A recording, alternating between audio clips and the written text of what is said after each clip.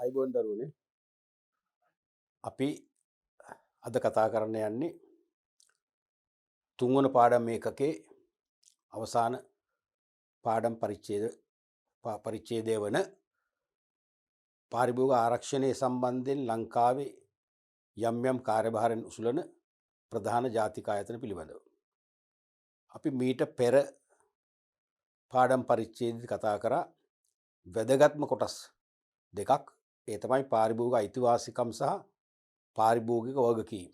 මතක ඇති ඔයගොල්ලන්ට වැදගත්. මේ කියන්නේ නිරන්තරයෙන්ම උසස් පෙළ විභාගයට ප්‍රශ්නයක් යොමු වෙනවාමයි අයිතිවාසිකම් වලින්. එහෙම අයිතිවාසිකම් නොමැති වුණොත් පාරිභෝගික වගකීම් වලින් හරි ඒ ප්‍රශ්නේ ආවරණය වෙනවා. මතකනේ පාරිභෝගික අයිතිවාසිකම් 8ක් හඳුන්වලා දුන්න කියලා කිව්වා. අපි පාරිභෝගික අයිතිවාසිකම් කියලා කිව්වේ පාරිභෝගිකයින් වෙළඳ පොලේදී තමන්ගේ අවශ්‍යතා සහ වුමනා සපුරා ගැනීමට භාණ්ඩ හා සේවා මිලදී ගැනීමේ ක්‍රියාවේදී තමන්ට අත්කරගත හැකි හිමිකම් සමූහයක්. පාරිභෝගිකයාට අනිවාර්යයෙන්ම හිමි කරගත හැකි හිමිකම් මාලාවක් තමයි අයිතිවාසිකම් කියලා කිව්වේ. ඒක තමයි උරුමයක්. පාරිභෝගිකයා සතු උරුමයන් අයිතිවාසිකම් කියන්නේ. ඒක වෙළඳ පොලේදී තමන්ට ක්‍රියාත්මක කරන්න පුළුවන්. එතෙන්ද අපි කිව්වා ඇමරිකාවේ හිටපු ජනාධිපතිවරයෙක් වන එනම් 35 වන ජනාධිපතිවරයා මම එයාගේ ඉතිහාසය ගැන කිව්වා. එයා ජනාධිපති වෙච්ච ආකාරය ගැන පැහැදිලි කිරීමක් කරලා මතක ඇතිනේ. සුවිශේෂී ජනාධිපතිවරයෙක්.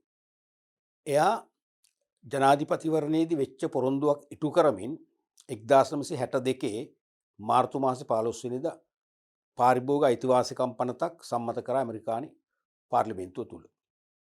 සම්මත කළ විතරන්නේ එයා ඓතිහාසික දේශනයක් කරා. සාමාන්‍යයෙන් දරුවනේ අපේ පාර්ලිමේන්තුවල රාජ්‍ය නායකයෝ පාර්ලිමේන්තුව අමතනවා. ඒ අපිටනේ අපේ රටටනේ. නමුත් ඇමරිකානු රාජ්‍ය නායකයා මුළු ලෝකෙටම ආමන්ත්‍රණය කරා. ඒක ඓතිහාසික දේශනයක් වුණේ. මුළු ලෝකෙටම ආමන්ත්‍රණය කරලා යා ලෝකෙම ඉල්ලීම් කරා මේ වගේ ඕගොල්ලන්ගේ රටවල පාරිභෝගිකව ආරක්ෂා කරන්න. ඒක රාජ්‍ය නායකයන් වශයෙන් අපේ පරම වගකීමක්. ඊට පස්සේ මුළු ලෝකෙම අවදි වුණේ. ලෝකයේ ඒ කියන්නේ පාරිභෝගික ආරක්ෂණය සම්බන්ධයෙන් ලෝකයේ අවදි කළ නායකයා තමයි ජෝන් එෆ් කෙනඩි.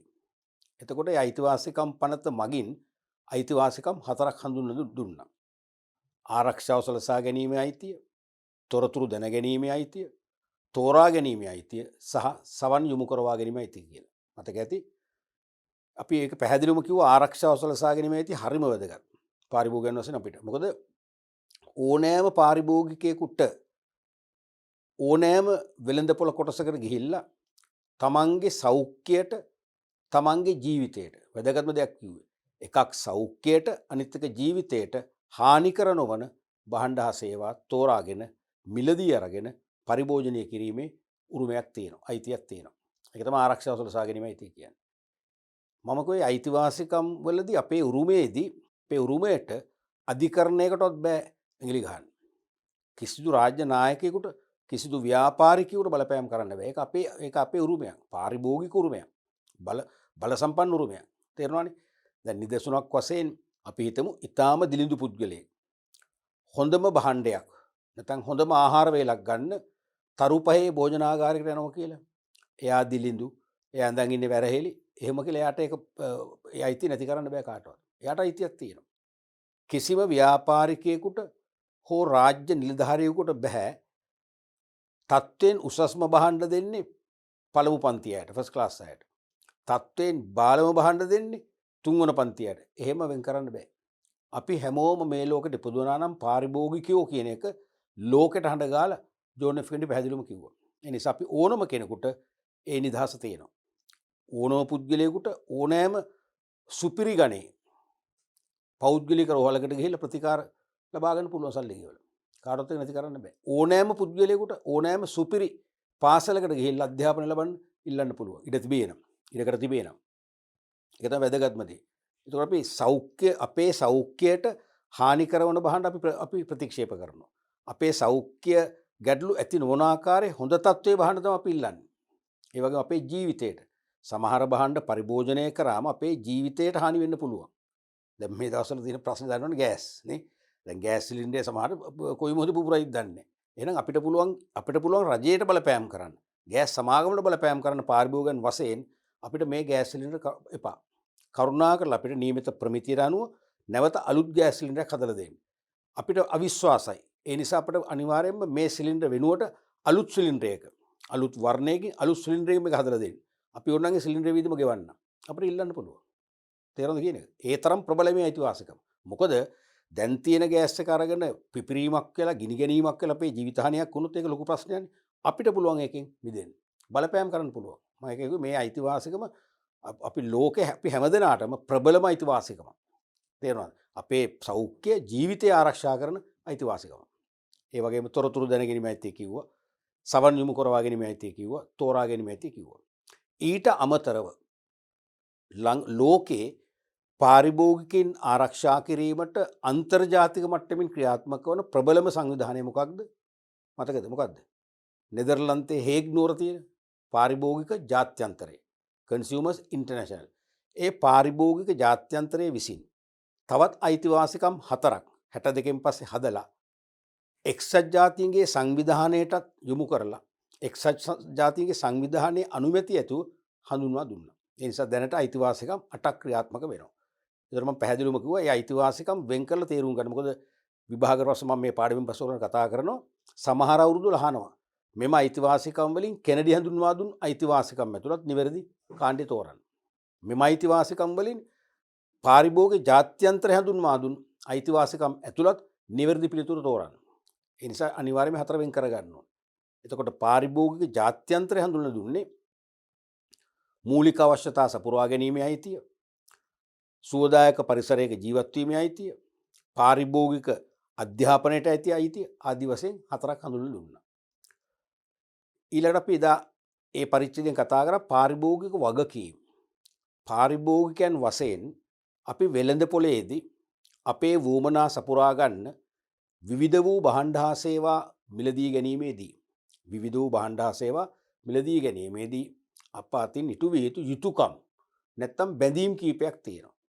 ඒ යුතුයකම් සහ බැඳීම් අපි පැහැර හරිනවා නම් අපට උරුම කර දුන් ජෝන් එෆ් කෙනඩි සහ පාරිභෝගික ජාත්‍යන්තරය අපිට දායාද කළ පාරිභෝගික අයිතිවාසිකම් අපි අමුමේ විනාශ කිරීමක් වෙනවා. අමුමේ අපි දිය කර හැරීමක් වෙනවා. ඒ නිසා පාරිභෝගිකයාට අයත් පාරිභෝගික අයිතිවාසිකම් රැක ගැනීම උදෙසා පාරිභෝගිකයාට හිමි පාරිභෝගික අයිතිවාසිකම් රැක ගැනීම උදෙසා ක්‍රියාත්මක වීමට සක්‍රිය වීමට බැඳියාවල් තියෙනවා. අපි ක්‍රියාත්මක වෙන්න ඕනේ. අන්නේ ක්‍රියාත්මක වීමට ඇති බැඳීම් තමයි පාරිභෝගික වගකීම් කියන්නේ. අපි 5ක් කතා කරමතක ඇති. එකක් සහයෝගීතාවය. සොලිඩරිටි. ලංකාවේ පාරිභෝගිකයන් අතර දකින්න බැරි එකක්. ඒ කියන්නේ වෙළඳ පොලේදී යම් පාරිභෝගිකයෙකුට ව්‍යාපාරික විසමාචාරයක් හමුවේ පීඩාවක් ඇති වුණොත්, අසහනයක් ඇති වුණොත්, මූල්‍යමය අලාභයක් ඇති වුණොත් ඒ ඇතිවෙච්ච පීඩනය, ඒ ඇතිවෙච්ච අසහනය ඉවත් කරන්න, ඇතිවෙච්ච අලාභය නැති කරගන්න සෙසු පාරිභෝගික එකහු වෙලා සංවිධානාත්මකව පොදු හඬක් නගන්නට හැමෝටම වගකීමක් තියෙනවා. ඒක තමයි සහයෝගිතාවය කියන්නේ. ලංකාවේ ඔක් කරන්නේ නැහැනේ. දැන් මට එහෙම ප්‍රශ්නයක් වෙලා මම ව්‍යාපාරිකයෙක් එක්ක වාද කරන මොහොතක අනිත් පාරිභෝගික සමහරට නොදැක්කා වගේ, නොයසුනා වගේ පිටමංගල යනවා. ඒක නෙවෙයි වගකීම. අපි උදව් කරමු. මොකද මට අද ඇතිවන ප්‍රශ්නය, මට අද ඇතිවන අලාභය, මට අද ඇතිවන පීඩනය හෙට දවස ඔබට එන්න පුළුවන්. ඒ නිසා ඔබ අද මමත් එක්ක එකතු වෙලා පොදු හඬක් නගලා ඒ ගැටලුව निराකරණය කරගත්තොත් ඔබට හෙට දවසේ ඒකට මුහුණ දෙන්න වෙන්නේ නැහැ. ඒ නිසා සහයෝගිතාවය කියන වගකීම අපි හැමදෙනාම ඉෂ්ට කරන්න ඕනේ. ඊට අමතරව ක්‍රියාත්මක වීම, ඇක්ෂන් එක. අපිට වෙළඳ පොලේදී අසාධාරණයක් වුණොත්, ව්‍යාජ භාණ්ඩයක් අපේ අතටපත් කළොත්, පොරොන්දු වෙච්ච භාණ්ඩේ නොවේ වෙනත් භාණ්ඩයක් අපේ අතටපත් කළොත්, අපි ඉල්ලපු භාණ්ඩේ නෙවෙයි වෙනත් සන්නමක භාණ්ඩයක් පත් කරොත් අපිට ඒ මොහොතේම අපි ක්‍රියාත්මක වෙන්න ඕනේ. කියන රයිට් මේ භාණ්ඩේ නෙවෙයි මං ඉල්ලුවේ. මේක නැශ්‍ය වෙලා. මේකේ කල්ලිකුත් වෙලා මට කල්ලිකුත් වෙච්ච භාණ්ඩයක් එපා. මට අලුත් භාණ්ඩයක් දෙන්න. කියලා අපිට ඉල්ලන්න පුළුවන් ක්‍රියාත්මක වීම.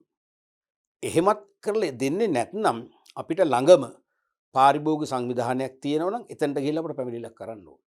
පාරිභෝගික සංවිධානයක් නැත්නම් අපිට සමීපවතම පාරිභෝගික ආරක්ෂාව සම්බන්ධයෙන් අප වෙනුවෙන් කටයුතු කරන රාජ්‍ය නිලධාරීගේ කාර්යාලයක් තියෙනවා නම් අපි එතනට ගිහිල්ලා ඉක්මනට පැමිණිලි කරන්න ඕනේ. ඒක තමයි ක්‍රියාත්මක වීම කියන්නේ.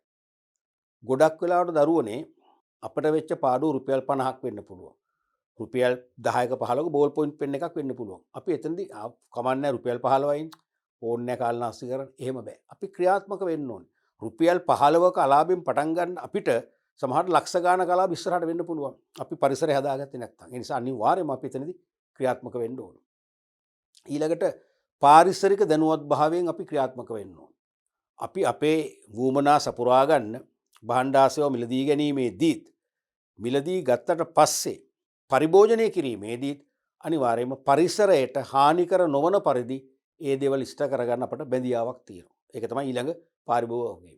නිතරම පරිසරයට හානිකර නොවන භාණ්ඩයක් වුණ අපි මිලදී ගන්න උත්සාහ කරන්න. අපි භාණ්ඩ තෝරගන්න නම් පරිසර හිතකාමී භාණ්ඩයක් වුණ තෝරගන්න. ඒතර පරිසරයට හානි වෙන්නේ නැහැ. එහෙම නැත්නම් පරිසරයට හානි වන ඇසුරුමක් තියෙන භාණ්ඩයක් ගන්න වුණොත් වෙනත් භාණ්ඩ විකල්ප නැත්නම් අපේ වගකීමක් තියෙනවා. මොකද්ද? භාණ්ඩේ පරිභෝජනය කරන් පස්සේ ඒ ඇසුරුම පුළුස්සා දමන්න. තේරුණාද? එහෙම නැත්නම් වීදුරු වගේ භාජනයක් නම් අනිවාර්යයෙන්ම වීදුරු භාජන එකතු කරන කෙනෙකුට ගිහිල්ලා බාර දෙන්න. ඒතර අපි පරිසරයට හානිකර වෙන්නේ නැහැ. අනිත් එක තමයි සමාජයේ කෙරෙහි සැලකිලිමත් බව. සමාජයේ කෙරෙහි සැලකිලිමත් බව. සෝෂල් කන්සර්න් කියන එක. අපි අපේ වුවමනාවන් සපුරා ගැනීමේදී යම් යම් භාණ්ඩ හා සේවා පරිභෝජනය කරද්දී අනිවාර්යයෙන්ම සමාජයට හානිකර නොවන පරිදි ඒ වුවමනා සපුරා ගන්නත් බැඳියාවක් තියෙනවා. වගකීමක් තියෙන යුතුයකමක් තියෙනවා. නිදසුනක් වශයෙන් අපි යම් යම් විදුලි උපකරණ භාවිතා කරනවා. කැසට් රේඩියෝ වෙන්න පුළුවන්, ටෙලිවිෂන් වෙන්න පුළුවන්, ස්පීකර්ස් වෙන්න පුළුවන්, නැත්නම් මයික්‍රොෆෝන වෙන්න පුළුවන්. ඒවා අපි පාවිච්චි කරලා අපි යම් යම් දේ ඉෂ්ට කර ගැනීමේදී අවට නිවෙස් වල වැසියන්ට හානියක් වෙන්න බෑ. අපි කැසට් රේඩියෝක දාගන්නවා අධික ශබ්දයෙන්. අවට නිවෙසේ ඉන්න අපි හිතමු ඕ ලෙවල් විභාගයට පාඩම් කරන දරුවෙක්. ඒතකොට එයාට ඒක බාධාවක්. අන්න අපි සමාජයේ කෙරේ සැලකිලිමත් වෙලා නැහැ. ඒ නිසා අපේ නිවසට අපිට ඇහෙන්න පමණක් ඒක අපි දාන්න ඕනේ. ඒ වගේ සමාජයේ කෙරෙහි සැලකිලිමත් වීමේ වගකීමත් අපේ පරම පාරිභෝගිකමක් වෙනවා ඇති. ඒ වගේ වැදගත්ම ඒකක දෙකක් එදා පාඩමේදී ඉස්සෙල්ලා පාඩම් ඒකකේදී සාකච්ඡා කරා. විභාගෙට අනිවාර්යෙන් විභාග ඉලක්ක කරගන්න. එක්සෑම් ඔරියන්ටඩ් ලෙසන් එකක් ඒකලි. පැහැදිලිනේ? අපි අද කතා කරන්නට යන්නේ තුන්වන ඒකකේ 6 වන ඒකකයේ වශයෙන් තුන පාඩමේ 6 වන ඒකකයේ වශයෙන් පාරිභෝගික ආරක්ෂණය සඳහා ක්‍රියාත්මක වන රාජ්‍ය ආයතන වල කාර්යභාරය. දැන් ලෝකේ ඕනම රටක පාරිභෝගිකයෝ මේ ඔටෝමැටිකලි ආරක්ෂා වෙන්නේ නැහැනේ. නිතතින්ම ආරක්ෂා වෙන්නේ නැහැනේ. ඕනම රටක රජයන් පාරිභෝගිකයන් ආරක්ෂා කරන්න නීති රීති පනවලා තියෙනවා. ඒ නීති රීති ක්‍රියාවේ යොදවන්න ඕන. ඒ නීති රීති සක්‍රිය කරවන්න ඕන. ඒ නීති රීති ක්‍රියාවේ යොදවන්නට විවිධ රාජ්‍ය බලාධිකාර සමහර විට පෞද්ගලික අංශයේ බලාධිකාර පවා ස්ථාපිත කරලා තියෙනවා. සමහර දේවල් කරන්න රජයට හිමි බලය පෞද්ගලික අංශ වලටත් දීලා තියෙනවා. පුංචි උදාහරණයක් දැන් ඔලුවට ආව. දැන් ලංකාවේ වාහන රථ වාහන වලට තියෙනවනේ යෝග්‍යතා සහතික කියලා එකක්. විශේෂයෙන්ම වෙළඳ වාහන වලට. වෙළඳ වාහන කියන දරුවනේ මුදල් අය කරලා භාණ්ඩ හෝ මගීන් ප්‍රවාහනය කිරීමෙන් යුක්ත වාහන. දැන් ඔයාලගේ ගෙදර පාවිච්චි කරන කාර් එකක් තියෙනවා. ඒක වෙළඳ වාහනයක් නෙවෙයි. ඒක ඔයගොල්ලෝ පෞද්ගලික ගමන් බිමන්නේ. නමුත් ඔයාලගේ ගෙදර තාත්තලා අපි හිතමු වෑන් රථයක් පාවිච්චි කරනවා ඔෆිස් හයරින් වලට. ඒ කියන්නේ කාර්යාල සේවකයන් ප්‍රවාහනය කරන්න. එතකොට ඒක වෙළඳ වාහනය. තේරෙනවද? අන්නේ වාහනේට යෝග්‍යතා සහතිකයක් ගන්න ඕනේ. ඒක ගන්න වෙනම තාක්ෂණික පරීක්ෂාවක් කරනවා. පිළිගත් බලාධිකාරවල පරීක්ෂාව කරලා තමයි සහතිකය දෙන්නේ. ඉතින් ඒක රජයෙන් කරන්නේ. විශේෂයෙන්ම ජාතික ප්‍රවාහන කොමිසම සතුවේ බලය තියෙන්නේ. ඒගොල්ලොත් කරන අතර ඒක වඩා පහසුවෙන් තමන්ගේ ආසන්න ප්‍රදේශකින් කරගන්න පෞද්ගලික අංශයේ මෝටර් මෙකැනිසම් සම්බන්ධ පුහුණු සේවකයින් ඉන්න ආයතනවලට පවර්ලා තියෙනවා. ඒ වගේ පාරිභෝගිකයන් ආරක්ෂා කිරීමට විශේෂයෙන්ම රාජ්‍ය ආයතන ක්‍රියාත්මක වෙන හැම රටකම පෞද්ගලික ආයතනත් ක්‍රියාත්මක වෙනවා. නමුත් අපේ විශේෂ නිර්දේශයේදී අපි පෞද්ගලික ආයතන ගැන විග්‍රහ කරන්න යන්නේ අපි විග්‍රහ කරන්නේ රාජ්‍ය ආයතන ගැන පමණයි. පැහැදිලිනේ? එතකොට ප්‍රධානම එක තමයි පාරිභෝගික කටයුතු පිළිබඳ අධිකාරිය කන්සියුමර් ඇෆෙයාර්ස් ඔතොරිටි අපි කෙටියෙන් කියනවා ඒක ඇබ්‍රිවියේෂන් එක CAA කියලා. 2003 අංක 9 දරන පාරිභෝගික කටයුතු පිළිබඳ අධිකාරී පනත කියන නීතියේ විධිවිධාන සම්පූර්ණයෙන්ම ක්‍රියාත්මක කරන්නේ මේ බලාධිකාරිය මගින්. සම්පූර්ණයෙන්ම ක්‍රියාත්මක කරන්නේ මේ බලාධිකාරිය මගින්. ඔයගොල්ලෝ හොඳට මතක තියාගන්න ඕනේ ලාංකික පාරිභෝගික ප්‍රජාව සතු අයිතිවාසිකම් ආරක්ෂා කිරීමට අවශ්‍ය නීති ප්‍රතිපාදන ඇතුළත් කළ තියෙන මේකේ. අනික් අතර ලංකාවේ පාරිභෝගික ප්‍රජාව ආරක්ෂා කිරීමට සක්‍රිය වන අංක 1 ආයතනය තමයි මේක. අංක 1 ආයතන ප්‍රධානම ආයතනය තමයි මේක. පාරිභෝගික කටයුතු පිළිබඳ අධිකාරිය. අපි කෙටියෙන් කියනවා පාරිභෝගික අධිකාරිය කියලා. මොකද ඒ නියම වචනේ පාරිභෝගික කටයුතු පිළිබඳ අධිකාරිය. අපි සාමාන්‍ය ව්‍යවහාරෙදි කියනවා පාරිභෝගික අධිකාරිය කියලා. ඒක ප්‍රශ්නයක් නෑ. දෙවැනි එක තමයි මිනුම් ඒකක අපි මේක විස්තරාත්මකව කතා කරනවා ඉස්සරහට. මිනුම් ඒකක ප්‍රමිති හා සේවා දෙපාර්තමේන්තුව. මිනුම් ඒකක ප්‍රමිති හා සේවා දෙපාර්තමේන්තුව. Department of Measurement Unit Standard and Services. Department of Measurement Unit Standard and Services. 1995 අංක 35 දරන මිනුම් ඒකක ප්‍රමිති හා සේවා පනත. මිනුම් ඒකක ප්‍රමිති හා සේවා පනත තමයි මේ බලාධිකාරියෙන් ක්‍රියාත්මක කරන්නේ. මේ පනතේ විධිවිධාන ක්‍රියාත්මක කරමින් පාරිභෝගිකයන් වන අපව ආරක්ෂා කරන්න මේ බලාධිකාරියත් ජාතික මට්ටමින් ක්‍රියාත්මක වෙනවා. හොඳට මතක තියාගන්න දැන් මේ සමහර විභාගවලදී මේ ආයතන මගින් ක්‍රියාත්මක කරන නීති අපෙන් විමසනවා. මේ අපි තුමා ආයතන දෙකක් දීලා මේ ආයතන දෙක පාරිභෝගික ආරක්ෂා කරන්න ක්‍රියාවට නම් වන නීති නම් කරන්න කියලා. නම් කරන්න කිව්වම ඔබ මේ නීතියේ නමයි. ඒ නීතියේ නමයි. නැත්නම් නීති අංකයයි නීතිය සම්මත කළ වර්ෂයයි අනිවාර්ය නෑ. නීතිය නම ඕනේ. අනිවාර්ය නීතිය නම ඕනේ. නීතිය නමටයි ලකුණු දෙන්නේ. තේරුණාද? දැන් ඔබට හොඳටම මතක තියෙනවා නම් 2003 අංක 9 කියලා ලියන්න ප්‍රශ්නයක් නෑ. එහෙම නැත්තම් මේ කොටස නොලියුවට කිසි ප්‍රශ්නයක් නෑ. මේක අනිවාර්ය නෑ. තේරුණාද? මම එහෙම කියන්නේ දැන් මම අවුරුදු 12ක් උත්තරපත්‍ර පරීක්ෂණ දුණු ගුරුවරයෙක් නේ දරුවනේ. මම දැකීම තමයි සමහර අවස්ථාවල සමහර ශිෂ්‍යයන්ගේ නීතිය හොම නීතිය ලියනවා. දැන් අපි මේකම කියලා හිතන්නකෝ. ඒත් ළමයා ලියනවා 2003 අංක 6 දරන. වැරදි එතකොට.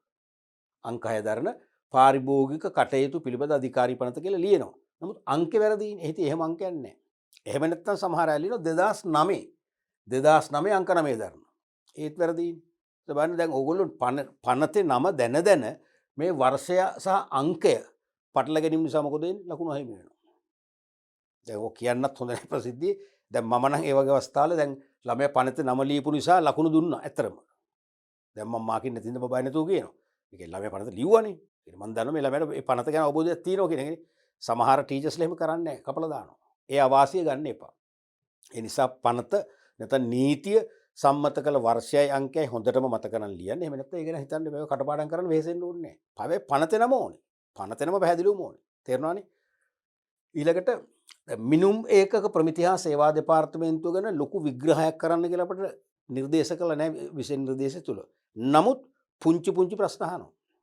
උදාහරණයක් වශයෙන් ලංකාවේ කිරුම් මිනුම් උපකරණ වල විධිමත් භාවය පවත්වාගෙන යාම සඳහා ක්‍රියාත්මක වන ආයතන කුමක්ද?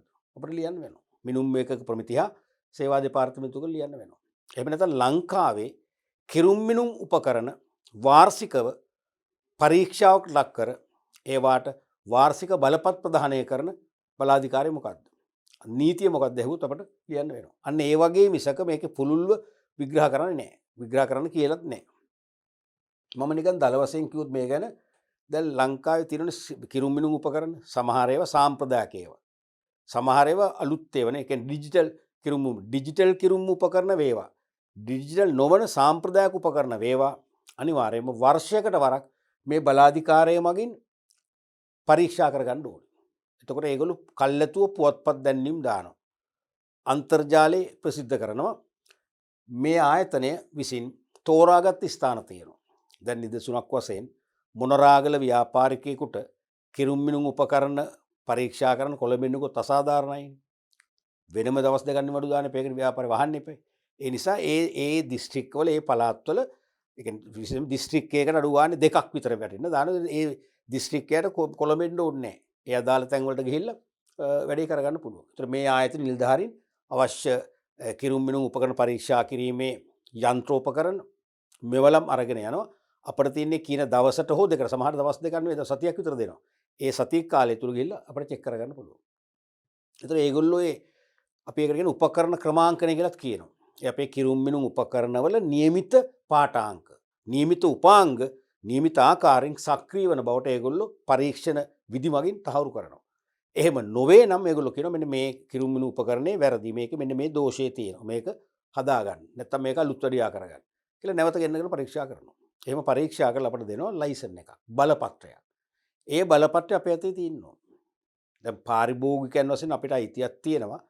යම් සැකයක් තියෙනවා නම් අසවල් ග්‍රොසරි එකේ අසවල් සුපිරිවෙලෙන්සලේ කිරණ බඩුවල බර අඩුයි කියලා අපිට පුළුවන් ඉල්ලන්න. ඕගොල්ලන්ගේ කරුණා කරලා කිරුම් මිනුම් සම්බන්ධයෙන් මේ අවුරුද්දට ගත්ත ලයිසන් එක දෙන්න. ඉල්ලන්න පුළුවන්. ලයිසන් එක අපිට පෙන්නන්න ඕනේ. ඒක අපේ අයිතියක්. ඒතර ඒ වගේ එහෙම නොවේ නම් යම් විදිහකින් අපි තුමු යම් වෙලෙන්සලක යම් ව්‍යාපාරයක කිරුම් මිනුම් උපකරණ ලයිසන් කරලා නැහැ කියලා ඒක බරපතල වරදක්. අපිට පුළුවන් අනිවාර්යයෙන්ම මිනුම් ඒකක ප්‍රමිති හා සේවා දෙපාර්තමේන්තුවට පැමිණිල්ලක් කරන්න. ලිඛිතව පැමිණිල්ලක් කරන්න පුළුවන්. අනිවාර්යයෙන්ම මේගොල්ලෝ පරීක්ෂණයක් පවත්වනවා.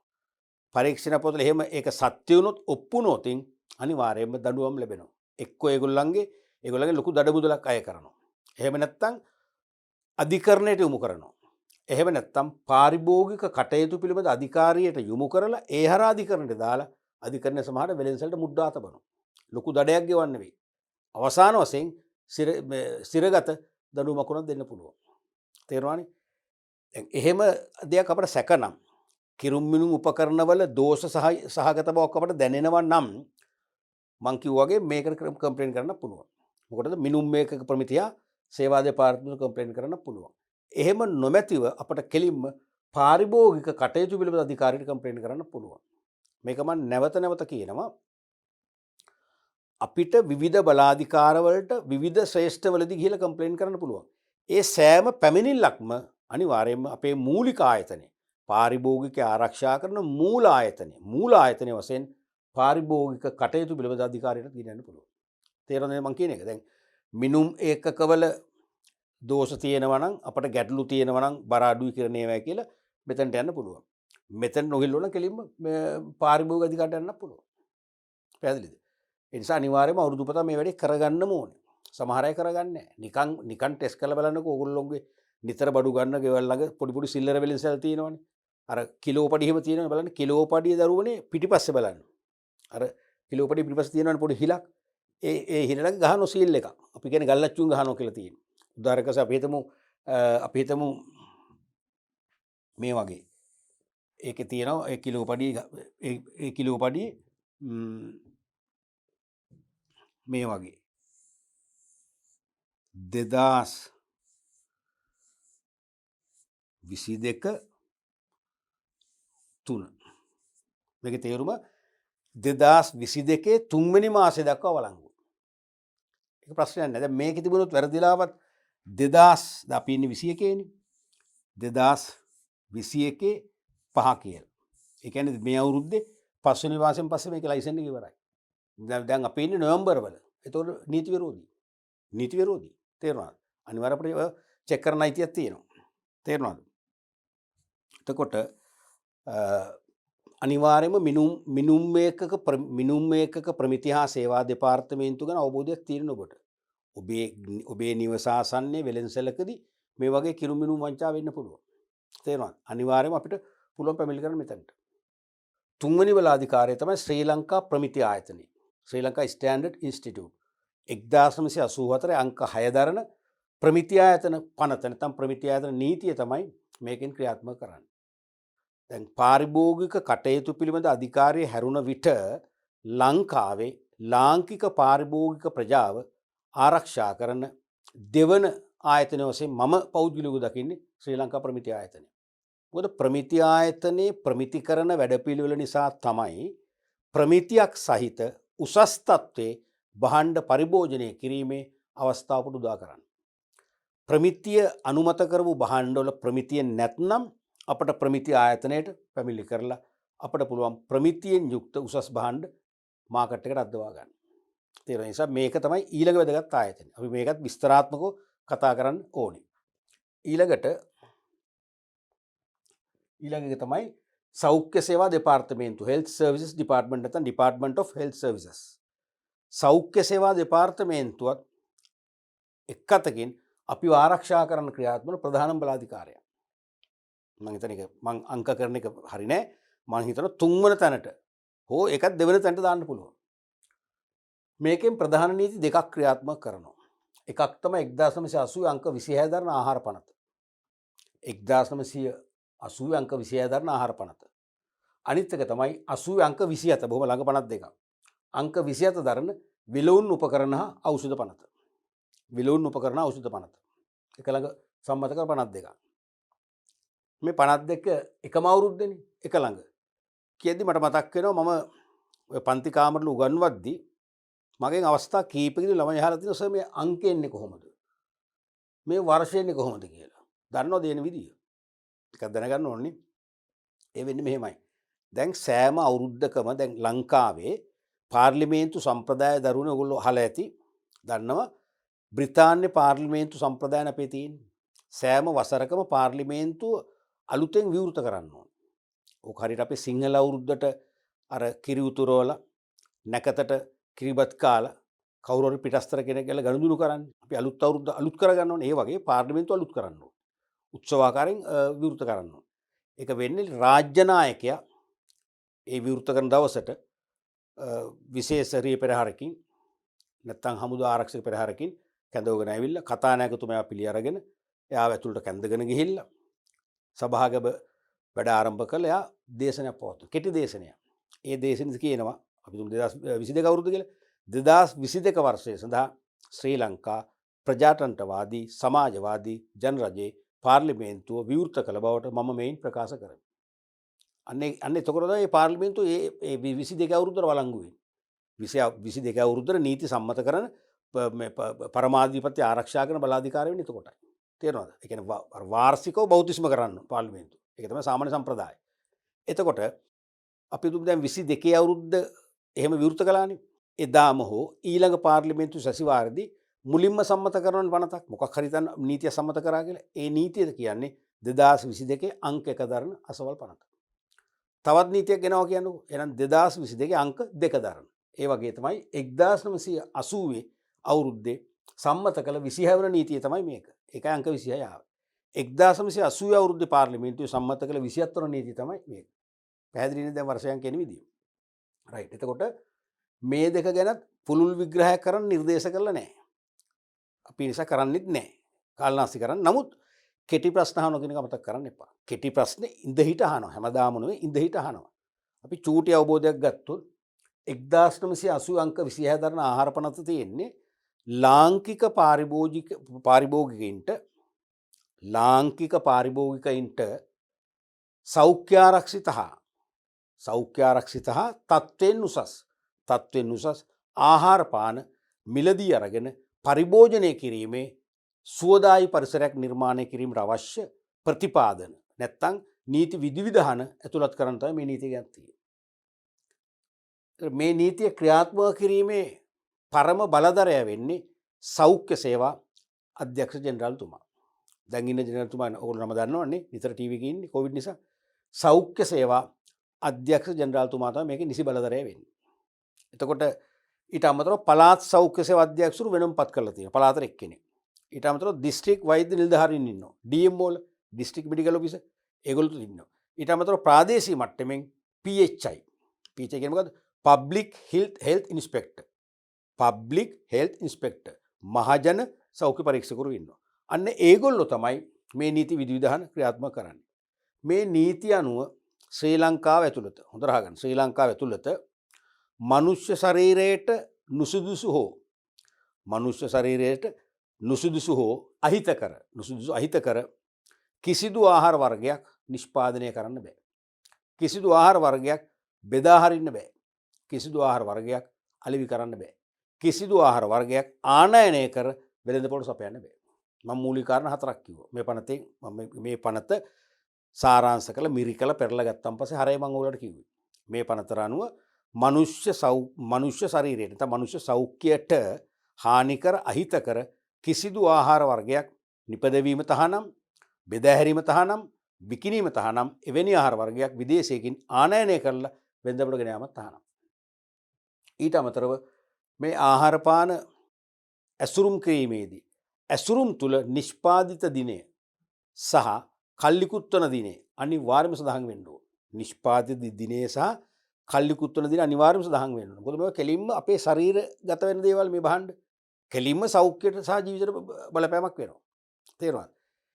ඊට පස්සේ මේ ආහාර පනත අනුව භෝජනාගාර තියෙනවනේ. අවන්හල්, හෝටල්, භෝජනාගාර. ඒවා මේ ආහාර පාන අලෙවි කිරීමේදී ක්‍රමවේද නියම කරලා තියෙනවා. දැන් අපි තුන් වේටර්ස්ලා ඉන්නවනේ. වේටර්ස්ලා ඒ කෑම ආහාර පාන සපයන සේවකයෝ ඒගොල්ලන්ට මේ ආහාර පාන අතින් අල්ලන්න බෑ. ඒකට වෙනම උපකරණ තියෙනවා. හෝල්ඩර්ස් තියෙනවා අල්ලන්න. ඒකෙන් උනම මේ කරන්නේ. ආහාර පාන හෝටලේ තියෙනකොට සම්පූර්ණම ආවරණය කරලා තියෙන්න ඕනේ.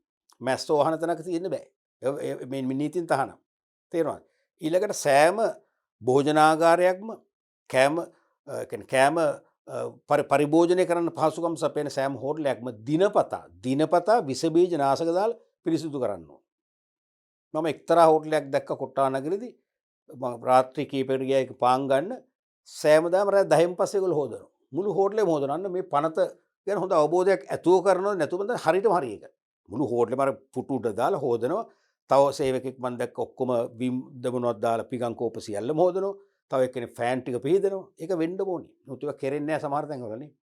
මෙන්න මේ වගේ අපිට තත්ත්වෙන් උසස් ඒ වගේම සෞඛ්‍ය ආරක්ෂිත සෞඛ්‍යයට හානි කර නොවන ආහාර පාන මිලදී අරගෙන පරිභෝජනය කරන්න අවශ්‍ය නීති ප්‍රතිපාදනය කරලා තියෙන්නේ මේක.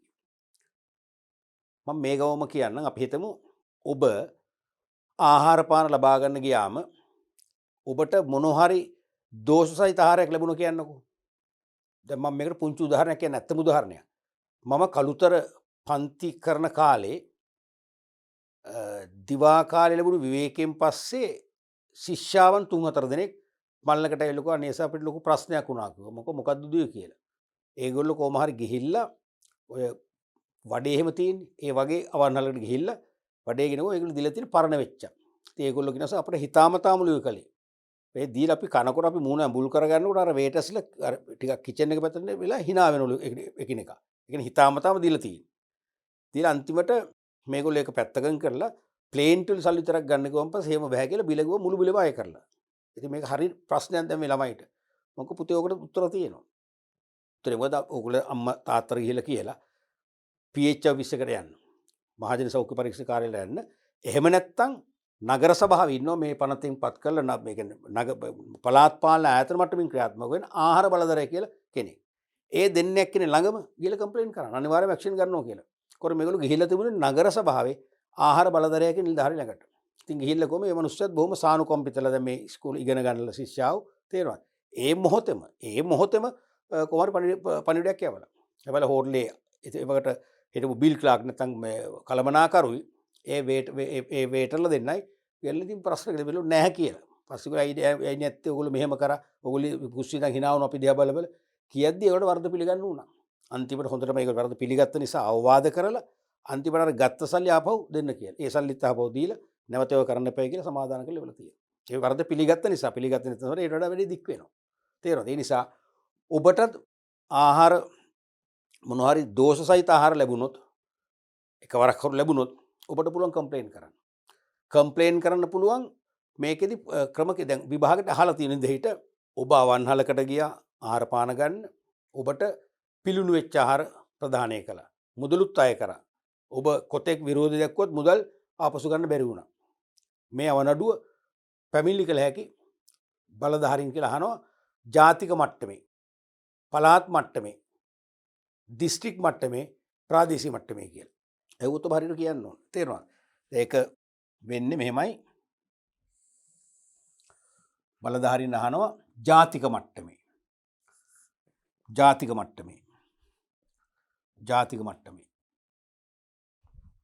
එක ජාතික මට්ටම. ඒතර ඔයගොල්ලෝ ලියනවා ජාතික මට්ටම. ජාතික මට්ටමේ කියලා ලියනවා කවුද? සෞඛ්‍ය සේවා අධ්‍යක්ෂ ජෙනරාල්. සෞඛ්‍ය සේවා අධ්‍යක්ෂ ජෙනරාල්. අධ්‍යක්ෂක ජෙනරාල්.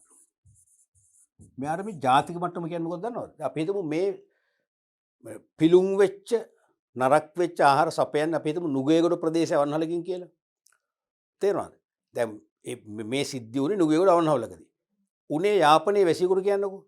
යාපනයේ වැසියාට පුළුවන් මෙයාට කම්ප්ලේන්ට් කරන්න. ඔය නුගේගොඩ අවන්හලේ මේ ආහාර ලැබුණ අපි හිතමු කතරගමෙන් ආපු කෙනෙකුට කියලා. කතරගමෙන් ආපු පාරිභෝගිකයට පුළුවන් මෙයාට කම්ප්ලේන්ට් කරන්න. ජාතික මට්ටම කියන්නේ ඒකයි. මෙයා මුළු රටටම වග කියනවා.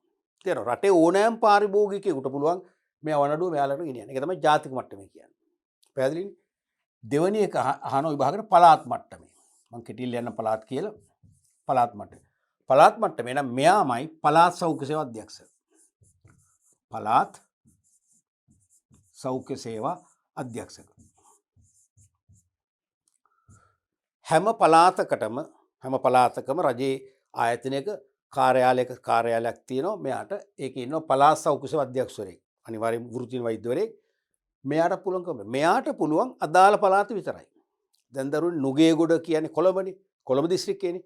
කොළඹ දිස්ත්‍රික්කයේ, ගම්පහ දිස්ත්‍රික්කයේ, කළුතර දිස්ත්‍රික්කයේ. අයිති කොහාටද? බස්නාහිර පළාතට දන්නවා. එහෙනම් බස්නාහිර පළාත් සෞඛ්‍ය සේවා අධ්‍යක්ෂකතුමා ඉන්නේ කොහෙද? යාගේ නිල කාර්යාලය එතනට ගිහලා කම්ප්ලේන්ට් කරන්න පුළුවන්. බස්නාහිර පළාත අයට පමණයි. තේරෙන්නේ කියන එක තමයි. අපි තුන් කතරගම කෙනෙක් මේ නුගේගොඩ අවන්හලේ මේ වගේ පිලුම් වෙච්ච ආහාර ලැබුණොත් එයාට බැහැ මේ බස්නාහිර පළාත කෙනාට යන්න. මොකද එයාගේ ගම කතරගමනේ. තේරෙනවද? දැන් මෙයාට පුළුවන්. ජාතික මට්ටමේ අරයට පුළුවන්. එහෙනම් මෙයා යන්න ඕනේ මෙයා යන්න ඕනේ අනිවාර්යයෙන්ම මේ කතරගම නම් ඒ කතරගමයි ඇති. කොහෙද? දකුණු පළාත නම් දකුණු පළාත් සෞඛ්‍ය සේවා අධ්‍යක්ෂ වෙත. ඒ පළාතයට පමණයි මෙයාට කම්ප්ලේන්ට් කරන්න පුළුවන්. තුන්වෙනි එක තමයි දිස්ත්‍රික් මට්ටම. දිස්ත්‍රික් මට්ටම වෙන DMO district medical officer. District වෛද්‍ය නිලධාරියෙක් ඉන්නවනේ. සෑම දිස්ත්‍රික් රෝහලකම ඉන්නවා. සෑම දිස්ත්‍රික් රෝහලක. මොකද එක දිස්ත්‍රික්කයකට රෝහල් එකක් නෙවෙයි කීපයක් තියෙනවා. තේරෙනවද? සෑම දිස්ත්‍රික්කයකම දිස්ත්‍රික් රෝහලක් තියෙනවා. ඒ දිස්ත්‍රික් රෝහලේ දිස්ත්‍රික් වෛද්‍ය නිලධාරියෙක් ඉන්නවා. DMO මහත්තයා කියලා අපි කියන්නේ. DMO නෝන කියලා කියන්නේ. අන්න එයාගේ ඔෆිස් එකට ගිහිල්ලා කම්ප්ලේන්ට් කරනවා. ඒ දිස්ත්‍රික්කයට පමණයි. දැන් නුගේගොඩ අයිති කොළඹනේ. එහෙනම් කොළඹ දිස්ත්‍රික්කේ DMO කෙනෙකුට ගිහිල්ලා කම්ප්ලේන්ට් කරන්න පුළුවන්. කොළඹ දිස්ත්‍රික්කයට පමණයි. ඒක පිටස්තර දිස්ත්‍රික්කයට බෑ. තේරෙනවද? කොළඹ දිස්ත්‍රික්කයේ කෙනෙක් නම් ඔබට මේ අසාධාරණ වුණා නම් මෙයාලකට යන්න පුළුවන්. එහෙම නැත්නම් ඊළඟ එක තමයි ප්‍රාදේශීය මට්ටම. ප්‍රාදේශීය මට්ටම. මේක ඉන්න කීප දෙනෙක්. එක්කෙනෙක් තමයි PHI. කියලා මම කෙටියෙන් ලියන්නම්. PHI. කවුද PHI කියන්නේ? Public Health Inspector. මහජන සෞඛ්‍ය පරීක්ෂක. අර පොලිසිය මහත්තුරු වගේ කාකේඳු බෙදලා ඉන්නේ. දන්නව නේද? අන්නේ PHI ඔෆිස් එකක් තියෙනවානේ. ඒ මහජන සෞඛ්‍ය පරීක්ෂකවරු කාර්යාලයට ගිහිල්ලා කම්ප්ලේන් කරන්න පුළුවන්. පළවෙනි එක. එහෙම නැත්නම් මම ඉස්සෙල්ලා කිව්වා අර කළුතර මගේ දරුවන්ට වෙච්ච වගේ සෑම පළාත් පාලන ආයතනයකම එනම් මහනගර සභා, නගර සභා, ප්‍රාදේශ සභා කියන ඒවා ඉන්නවා ආහාර බලධරයෙක්. මේ පනතරේපත් කරලා ආහාර බලධරයෙක්. අන්නේ ආහාර බලධරයට කම්ප්ලේන් කරන්න පුළුවන්. ආහාර බලධරයට. මේ ඕනම කෙනෙකුගෙන් අනිවාර්යයෙන්ම සහන ලබා ගන්න පුළුවන්. කොහොම තමයි යන්නේ. ජාතික මට්ටමින් සෞඛ්‍ය සේවා අධ්‍යක්ෂ ජෙනරාල්ට ලංකාව ඕන කෙනෙකුට කම්ප්ලේන් කරන්න පුළුවන්. ඒ වගේ පළාත් මට්ටමේ නම් ඒ කියන්නේ පළාතේ අයට නම් ඒ පළාතේ අයට නම් පළාත් සෞඛ්‍ය සේවා අධ්‍යක්ෂට පුළුවන්. දැන් නුගේගොඩ අවන්හලේ සිද්ධිය අපිට බස්නාහිර පළාතේ ඕන කෙනෙකුට පුළුවන් මෙයාලකට යන්න. හැබැයි යාපනයේ කෙනාට බෑ. එයා යන්න ඕනේ මෙතනට. ඊළඟට දිස්ත්‍රික්කේ නම් දිස්ත්‍රික්ක ජනතාවට නම් DMO වලකට යන්න පුළුවන්. ප්‍රාදේශීය මට්ටමෙන් නම් PHI කාර්යාලයේ PHI මහත්මයාට කම්ප්ලේන්ට් එක ගෙනන්න පුළුවන්.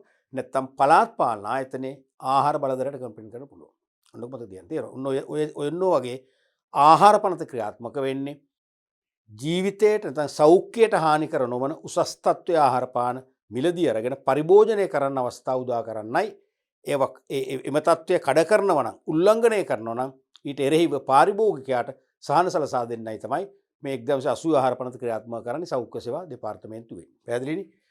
ඊළඟට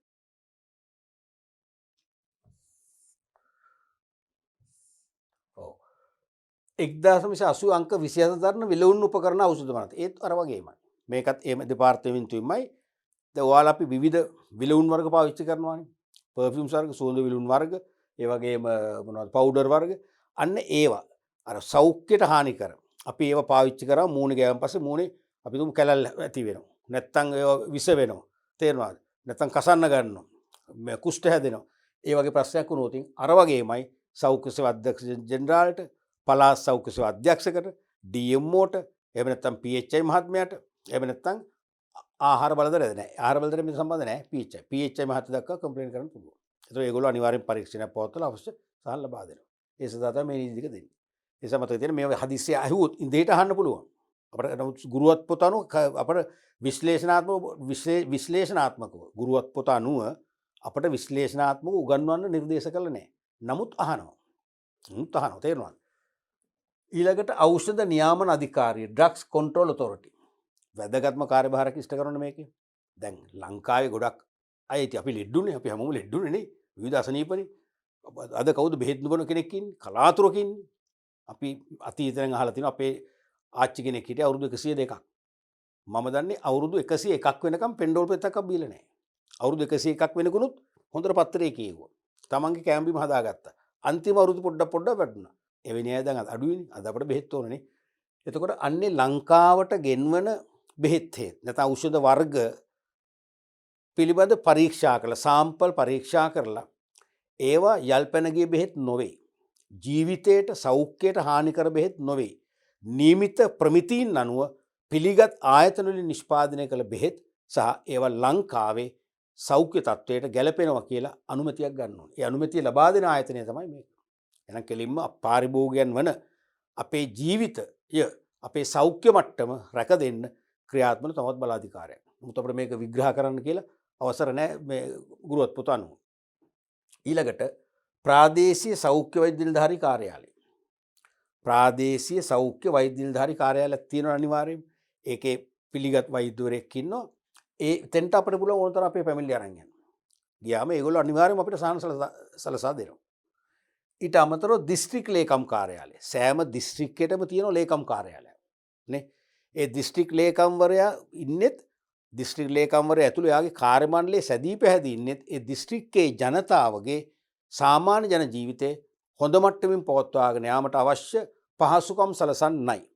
ඒ සාමාන්‍ය ජන ජීවිතයට බාධා පැමිණෙන අවස්ථාවලදී ඒ බාධාවන් බැහැර කරලා මිනිස්සුන්ට යහපත් ආකාරයට ජීවත් වෙන්න අවශ්‍ය පසුබිම හදන්න ක්‍රියාමාර්ග ගන්න තමයි දිස්ත්‍රික් ලේකම් කාර්යාලය තියෙන්නේ. දැන් නිදසුනක් වශයෙන් අධික වර්ෂාව නිසා අපි දන්නවා කලින් කලට ගම් වතුර තියෙනවානේ. ගම් වතුරෙන් අපේ ගෙවල් දොරවල් යට වෙනවා. විනාශ වෙනවා. අපි අවතැන් වෙනවා. තේරෙනවා? ඒ වගේ එක එක වසංගත රෝග එනවා. මැලේරියාව එනවා. කොවිඩ් ඇවිල්ලා තියෙනවා. ඒ වගේ ආවම මිනිස්සුන්ට සහනෙ එපේ. දැන් ගම් වතුරෙන් තම නිවස යට වුණාන් පස්සේ නිවස කැඩුණාන් පස්සේ නිවස නැවත යථා තත්ත්වයටපත් කරන්න මාස ගාණක් යන්න පුළුවන්. ඒ මාස ගාණ අපිට අඩු ගානේ ආහාර පැක් එකක් නැත්නම් ආහාර මල්ලක් දීලා අපිට දීමනාවක් දීලා අපිට බෙහෙත් ටික නොමිලේ දීලා තේරෙනවද? ඒ වගේ පහසුකම් සලසන්න එපේ. එහෙම වුණොත් අපේ ජන ජීවිතේ යථා තත්ත්වයෙන් පවත්වන්න පුළුවන්. අන්න එවැනි දේවල් ඒ කියන්නේ අවිනිශ්චිත අවස්ථාවල ආපද අවස්ථාවල මිනිස්සුන්ගේ ජන ජීවිතයේ සාමාන්‍ය තත්ත්වයෙන් පවත්වාගෙන යාමට අවශ්‍ය පහසුකම් සපයන්නත් ඒ සාමාන්‍ය ජන ජීවිතය ඇතිවන බාධා බැහැර කරන්නත් ක්‍රියාත්මක වන බලාධිකාරිය තමයි මේ. ඉතින් මෙයත් අපිට අනිවාර්යයෙන්ම පාරිභෝගිකයන් වශයෙන් අපිට අපේ ආරක්ෂාව සාතික කරගන්න කිසියම් දායකත්වයක් දෙනවා. ඊට අමතරව මහජන සෞඛ්‍ය පරීක්ෂක කාර්යාලය සෑම දිස්ත්‍රික්කයකම සෑම ප්‍රාදේශීය මට්ටමක නැත්නම් පළාත් පාලන ආයතන මට්ටමේ කියන්නේ මහනගර සභා, නගර සභා, ප්‍රාදේශ සභා තියෙන බල ප්‍රදේශයේ අන්නේ බල ප්‍රදේශයට මේගොල්ලන් කාර්යාලයක් තියෙනවා. ඒ PHI මහතුරු අනිවාර්යයෙන්ම අපේ සෞඛ්‍ය තත්ත්වය ආරක්ෂා කරන්න අපේ යහපත් ජන ජීවිතයක් පවත්වාගෙන යන්න අවශ්‍ය පහසුකම් සපයනවා. අපිට අපි වැරදි ආහාර වර්ගයක්, වැරදි බීම වර්ගයක්, අපි හිතමු පිරිසිදු නැති වතුර බෝතල් අපිට මාකට් එකේදී හම්බ වෙනවා. තේරෙනවද? ඒ ඕනම දෙයක් සම්බන්ධයෙන් මේගොල්ලෝ ක්‍රියාත්මක කරන අපේ පැමිණිල්ල අනුව. ඔන්න වගේ ප්‍රධාන බලාධිකාර කීපයක් තියෙනවා පාරිභෝගිකයන් ආරක්ෂා කරන්න. මම නැවත කියනවා මේ බලාධිකාරෙන් නිරන්තරයෙන්ම වාර්ෂිකව ප්‍රශ්න පත්‍රයේ යොමු වෙන බලාධිකාර දෙක තමයි පාරිභෝගික කටයුතු පිළිබඳ අධිකාරිය සහ ශ්‍රී ලංකා ප්‍රමිති ආයතනයේ කාර්යභාරය අපි පුළුල්ව කතා කරන්නට ඕනේ. හරිනේ.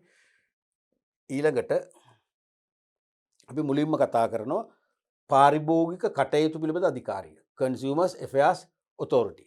අපි කෙටියෙන් කියන abbreviation එක CAA කියලා. වසර 3ක දූර කාලය සඳහා වෙළඳ හා පාරිභෝගික කටයුතු ඇමති විසින් පත් කරයි. ලංකාවේ පාරිභෝගික ආරක්ෂාව සඳහා ක්‍රියා කරන ප්‍රධානතම ජාතික ආයතනයයි. 2003 දී එවකට පැවති අභ්‍යන්තර වෙළඳ දෙපාර්තමේන්තුව අහෝසි කර මේ පිහිටුවන ලදී. දැන් දරුවනේ මම මුල් පාඩමේදී ඔබට කිව්වා අර දිවංගත ලලිත් ඇතුළත් මුල්ලි මහත්මයා එවකට පැවති රජයේ වෙළඳ හා නාවුක අමාත්‍ය ධූරයේ දරණ කාලේ එයා සුවිශේෂී පනතක් ගෙනාවකට මතකද? ඒ තමයි 1979 අංක 1 දරන පාරිභෝගිකයන් ආරක්ෂා කිරීම පනත. මම අර කලින් කිව්වා වගේ 79 අවුරුද්දේ පාර්ලිමේන්තුව රාජ්‍ය නායකයා විසින් විවෘත කළාට පස්සේ සම්මත කළ පළවෙනි නීතිය. ඒ කියන්නේ 79 අවුරුද්ද බොහොම සුවිශේෂී වර්ෂයක්. ඒ කියන්නේ 79 දී සම්මත කළ පළවෙනි පනත සමස්ත ලාංකික පාරිභෝගික ප්‍රජාවගේ ආරක්ෂාව උන්නතිය සඳහා සම්මත කළ ජාතික නීතියක්. මං කිව්වේ ඒ පනත කෙටුම්පත් කළේ 78 නොවැම්බර් මාසේ 28 වෙනිදා තමයි පාර්ලිමේන්තුව ගිහලා සම්මත කළේ. සම්මත කළාට දරුවනේ අර කතානායකතුමා අස්සම් කරලා ගැසට් නිවේදනයක් මගින් මේක ප්‍රසිද්ධ කරනවානේ. ඒ ගැසට් කළේ 79 ජනවාරි 1 වෙනිදා. එහෙම තමයි 79 අංක 1 වෙන්නේ. තේරුණාද? මං කිව්වා ඒක මතකද ගියසරේ පාඩමේදී. ඒක සුවිශේෂී දෙයක්. ඒකච්ඡන්දයෙන් සම්මත වුණා. ඒ පනත ඒකච්ඡන්දයෙන් සම්මත වුණා. දැන් සාමාන්‍යයෙන් ඕනම රටක ලංකාවේ විශේෂයි පාර්ලිමේන්තුවේ පක්ෂ ගණනාවක් නියෝජනය වෙනවානේ. ආණ්ඩු පක්ෂයේ නීතියක් ගෙනාවම විරුද්ධ පක්ෂය විරුද්ධව ඡන්ද දෙන්නේ. මේක එමනේ සියලුම පක්ෂ, සියලුම දේශපාලන පක්ෂ විරුද්ධ සියලුම දෙනා මේකට කැමැත්තෙන් ඡන්ද දුන්නා. එක විරුද්ධ ඡන්දයක්වත් ආවේ නැහැ. ඒ කියන්නේ හැම දෙනාම දැක්කා ලාංකික පාරිභෝගික ප්‍රජාව නැත්නම් අපේ රටේ පුරවැසියෝ ආරක්ෂා කරන්න ගේන ප්‍රබල නීතියක්. මේක අත්‍යවශ්‍යයි. මේක හොඳ නීතියක් සම්මත කළා. ඒක වාර්තාවක්. අන්නේ නීතිය ක්‍රියාත්මක වුණා 2003 අවුරුද්දේ මාර්තු මාසේ දක්වා.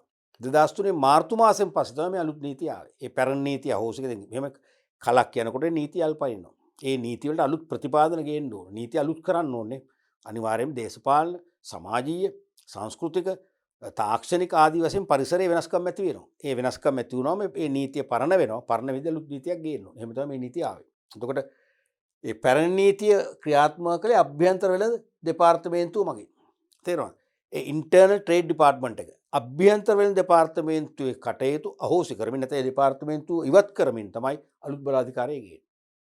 පැවති අභ්‍යන්තර වෙළඳ දෙපාර්තමේන්තුවර වඩා වැඩි බලතල මේ අලුත් නීතියෙන් මේ බලාධිකාරිය දීලා තියෙනවා. ඒ නිසා අභ්‍යන්තර වෙළඳ දෙපාර්තමේන්තුවට වඩා පාරිභෝගික ආරක්ෂා කරන්න පුළුල් මෙහෙවරක් කිරීමේ බලයක් අයිතියක් මේ බලාධිකාරියට තියෙනවා. ඒ නිසා ලංකාවේ අමතක කරන්න එපා පාරිභෝගිකින් ආරක්ෂා කිරීමට ක්‍රියා කරන ප්‍රධානම ආයතනය ජාතික ආයතනය. ප්‍රධානම කියන අංක 1 ජාතික කියන්නේ මුළු රටේම පාරිභෝගිකයන් නියෝජනය කරමින් මුළු රටේම පාරිභෝගිකයින්ට ආරක්ෂාව ලබා දීමට ක්‍රියාත්මක කරන වැදගත්ම ආයතනය ප්‍රබලම ආයතනය තමයි පාරිභෝගික අධිකාරිය. මේක තියෙන කොහෙද? වොක්ස්හෝල් ස්ට්‍රීට් එකේ තියෙන්නේ. කොළඹ. එතකොට ඒකට අවුරුදු 3කට සැරයක් වෙළඳ හා පාරිභෝගික ඇමතිවරයා වෙළඳ අමාත්‍යවරයා විසින් දැන් නම් කවුද බඳුරුගොඩ මහත්මයානේ වෙළඳ අමාත්‍යවරයා විසින් මේකට නිලධාරීන් පත් කරනවා 3න් 3ට. දැන් අවුරුදු 3කට පත් කරාම 3න් 5 දූරය අහෝසි වෙනවනේ. මේගොල්ලෝ කියන්නේ මොනවද විසමාචාරය දෙන්නේ නැතුව තමන්ගේ රාජකාරී වගකීම් හරියට ඉෂ්ට කළා නම් ඒගොල්ලන්ගේ සේවය ගැන කිසිම ගැටලුවක් නැත්නම් ඒගොල්ලොම පත් කරන්න පුළුවන්. නැවත නැවතත් පත් කරන්න පුළුවන්. විසමාචාරය ඉදලා ඉන්නවා නම් ඒගොල්ලන්ගේ වගකීම් පැහැරලා තියෙනවා නම් අනිවාර්යයෙන්ම අලුතෙන් පත් කරන්න පුළුවන්. මේක හැදෙන්නේ මේ සංයුතිය. සංයුතිය මෙතෙක් විභාගයට අහලා නිකන් මතක තියාගන්න එක සභාපතිවරයෙක් අනිවාර්යයෙන්ම ඉන්නවා. සභාපතිවරයෙක් පත් කරන උගත් කෙනෙක්. ඊට අමතරව කර්මාන්ත, නීතිය, ආර්ථික විද්‍යාව, වාණිජය, පරිපාලනය, ගිණුම්කරණය, විද්‍යාව හෝ සෞඛ්‍ය ආදී අංශවල සුදුසුකම් හා පළපුරුද්දක් ඇති ඇමතිපත් කරන 10 දෙනෙකුට නෝඩු පිරිසක් ඉන්නවා. තේරෙනවද? ඒ කියන්නේ 10 දෙනෙකුට නෝඩු කියන හරියටම 10ක් නෙවෙයි. 10 අවම ඉන්න ඕනේ. මිනිමම් 10යි. 11 12 13ක් වෙන්න පුළුවන්. 15ක් වෙන්න පුළුවන්. අවම 10ක් ඉන්න ඕනේ. ඒතර බලන්න මේ 10 දෙනා නිකම් බුලට් නෙවෙයි. හොඳ බුලට්. ඇයි? ශ්‍රේෂ්ඨ ගණනාවකින් පළපුරුද්දක් සහ උගත්කමක් තියෙන අය ගන්න. කර්මාන්ත පිළිබඳ රටේ නීති කියන්නේ විශේෂයෙන්ම වාණිජ නීති, කමර්ෂල් ලෝස්, වාණිජ නීති පිළිබඳ දැනුමක් තියෙන. ආර්ථික විද්‍යාව විෂය පිළිබඳ දැනුමක් තියෙන. වාණිජය, කොමර්ස්, වාණිජය පිළිබඳ දැනුමක් තියෙන. ඇඩ්මිනිස්ට්‍රේෂන්, පරිපාලනය, එකවුන්ටින්, ගිණුම්කරණය, විද්‍යාව, සයන්ස්, සෞඛ්‍ය. ඒ වගේ විවිධ ශ්‍රේෂ්ඨ පිළිබඳ මනා දැනුමක් පළපුරුද්දක් තියෙන අවම වශයෙන් 10 දෙනෙක් පත් කරන මැතිවරයා. 10යි 11යිද. ඊපස්සේ ඇමතිගේ අනුමැතිය මත අධිකාරිය විසින් ලේකම් ලෙස ක්‍රියා කිරීමට අධ්‍යක්ෂ ජනරාල්වරයෙක් පත් කරනවා. වෙනම කෙනෙක් පත් කරනවා ඩිරෙක්ටර් ජනරාල් කෙනෙක්. සභාපති මෙයාට තමයි ලොකු බලතල තියෙන මේ බලාධිකාරිය තේරෙනවද? කියන්නේ මේ බලාධිකාරයේ টොප් මැනේජ්මන්ට් එකටයි තියෙන මේ දෙන්න. টොප් මැනේජ්මන්ට් එකට. තේරෙනවද? මෙයා තමයි ලේකම් වශයෙන් කටයුතු කරන්නේ. ඒතර 10 දෙනෙක් පත් කරොත් 10යි, මේ 11, මේ 12 ඔක්කොම 12යි. අවුම්. ඊට වැඩි මිසක් අඩු වෙන්න බෑ. ඊළඟට අරමුණු. ඔන්න වැදගත්ම ප්‍රශ්නයක්. මේක වරින් වර විභාගෙට මෙතෙක් ඇහුවා. ඉස්සරහටත් අහනවා. ඉස්සරහටත් අහන මේ නීතිය තිබෙන්නේ කවද වෙනකන්ද? මේ බලාධිකාරයේ සක්‍රිය වෙන්නේ කවදා වෙනකන්ද? ඒ දක්වා ප්‍රශ්න පත්‍රයට මේ මෙන්න මෙතනින් ප්‍රශ්න ඇසීම වළංගුයි. නීත්‍යානුකූලයි. තේරෙනවද? පාරිභෝගික කටයුතු පිළිබඳ අධිකාරී පනත අනුව මේ අධිකාරියේ මූලික අරමුණු හතරක් දක්වලා තියෙනවා. අරමුණු වෙනයි, කාර්යයන් වෙනයි. දැන් සමහර අවුරුදු අපි දකින්න විභාගයට ළමයිගෙන් අරමුණු ඇහුවම ළමයි කාර්යයන් ලියනවා. ඊළඟට ටොප් එකට අපි ලියුවගේ ලකුණු බිඳුවයි. එක්ක කාර්යයන් ඇහුවම අරමුණු ලියනවා. ඒත් ලකුණු බිඳුවයි. පැහැදිලිනේ? මූලික අරමුණු හතරක් තියෙන හතර මතක තියාගන්න වෙනවා. කියන්නේ මේ අදහස මේ වචන ස්පිල්ලක් පාපිල්ලක් නෑර කටපාඩම් කරන්න එපයි කියලා මම කියන්නේ. අපි වරදක් නෑ පාඩම් කිරීමයි කටපාඩම් කිරීලා දෙකක් නේ දරුවනේ. මම ඒක මුල් පාඩමවලදී කිව්වනේ. පාඩම් කරන්නේ මේ දැන් උගන්වනකොටමයි. මං උගන්වද්දි ඔබ තර්ක කරනවා. මේ ආයතනේ මොන වගේ එකද? රයිට්. අපිට සමීපයි. මේකේ පළවෙනි අරමුණේ මොකක්ද මේ කියන්නේ? රයිට්. මේ කියන්නේ මේකයි කියලා Taman තර්ක කරලා තේරුම් ගන්න. හොඳම දේ තේරුම් ගන්න Tamanට උන ෂෝට් නෝට් එකක් ගන්න පුළුවන්. මං කොහොම පාඩම් කරන ක්‍රමය. ඒ නිසා මේකේ හරය දැන් මේ පිළිපාපිලි අයින් කරන්න කමක් නැහැ. වචන එහෙම වුණොත් කමක් නැහැ. Tamanගේම වචන යොදාගෙන Tamanටම මගේ භාෂාවෙන් Tamanටම අයිති පදමාලාවක් යොදාගෙන මේ අර්ථ දෙන්න ඉච්චරයි. තේරුණාද? පාරිභෝගිකයන්ගේ ජීවිත සහ දේපළවලට උපද්‍රවයක් සිදුවන භාණ්ඩ අලෙවියට සහ සේවා සැපීමට එරෙහිව ඔවුන් ආරක්ෂා කිරීම තමයි පළවෙනිම අරමුණ.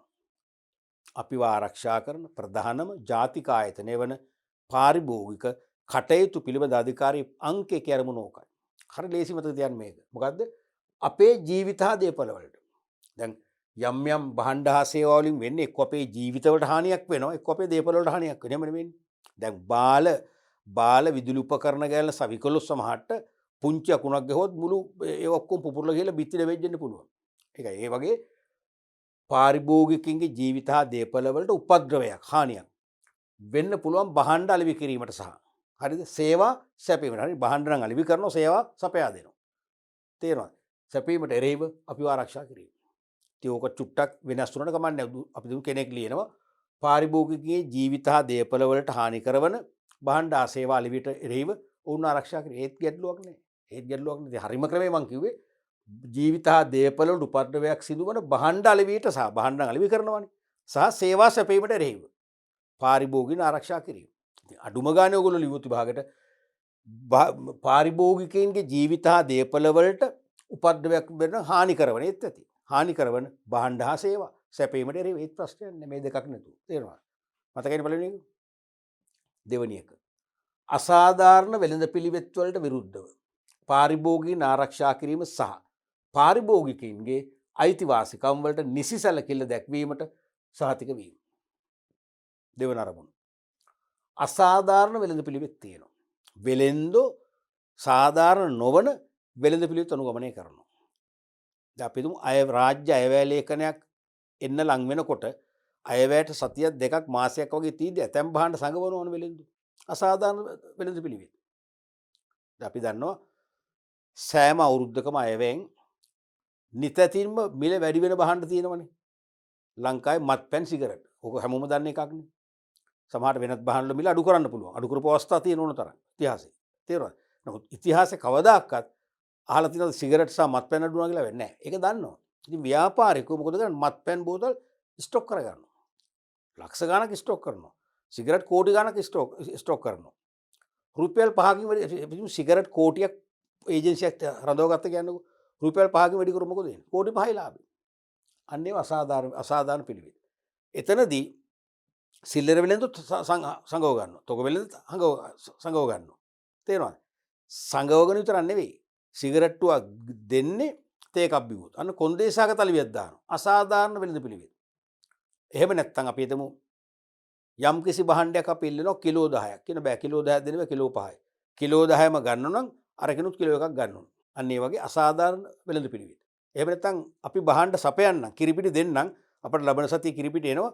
දැන් කලින් මුදල් ගෙවන්න. කලින් මුදල් ඉල්ලනවා. ඒකත් අසාධාරණයි. ඒ වගේ විවිධ වූ අසාධාරණ වෙළඳ පිළිවෙත් වලට විරුද්ධව අපිව ආරක්ෂා කිරීම බාර වෙන්නේ පාරිභෝගික අධිකාරියටයි. ආරක්ෂා කිරීම සහ පාරිභෝගිකගේ අයිතිවාසිකම් වලට නිසි සැලකිල්ල දැක්වීම සාතික වීම.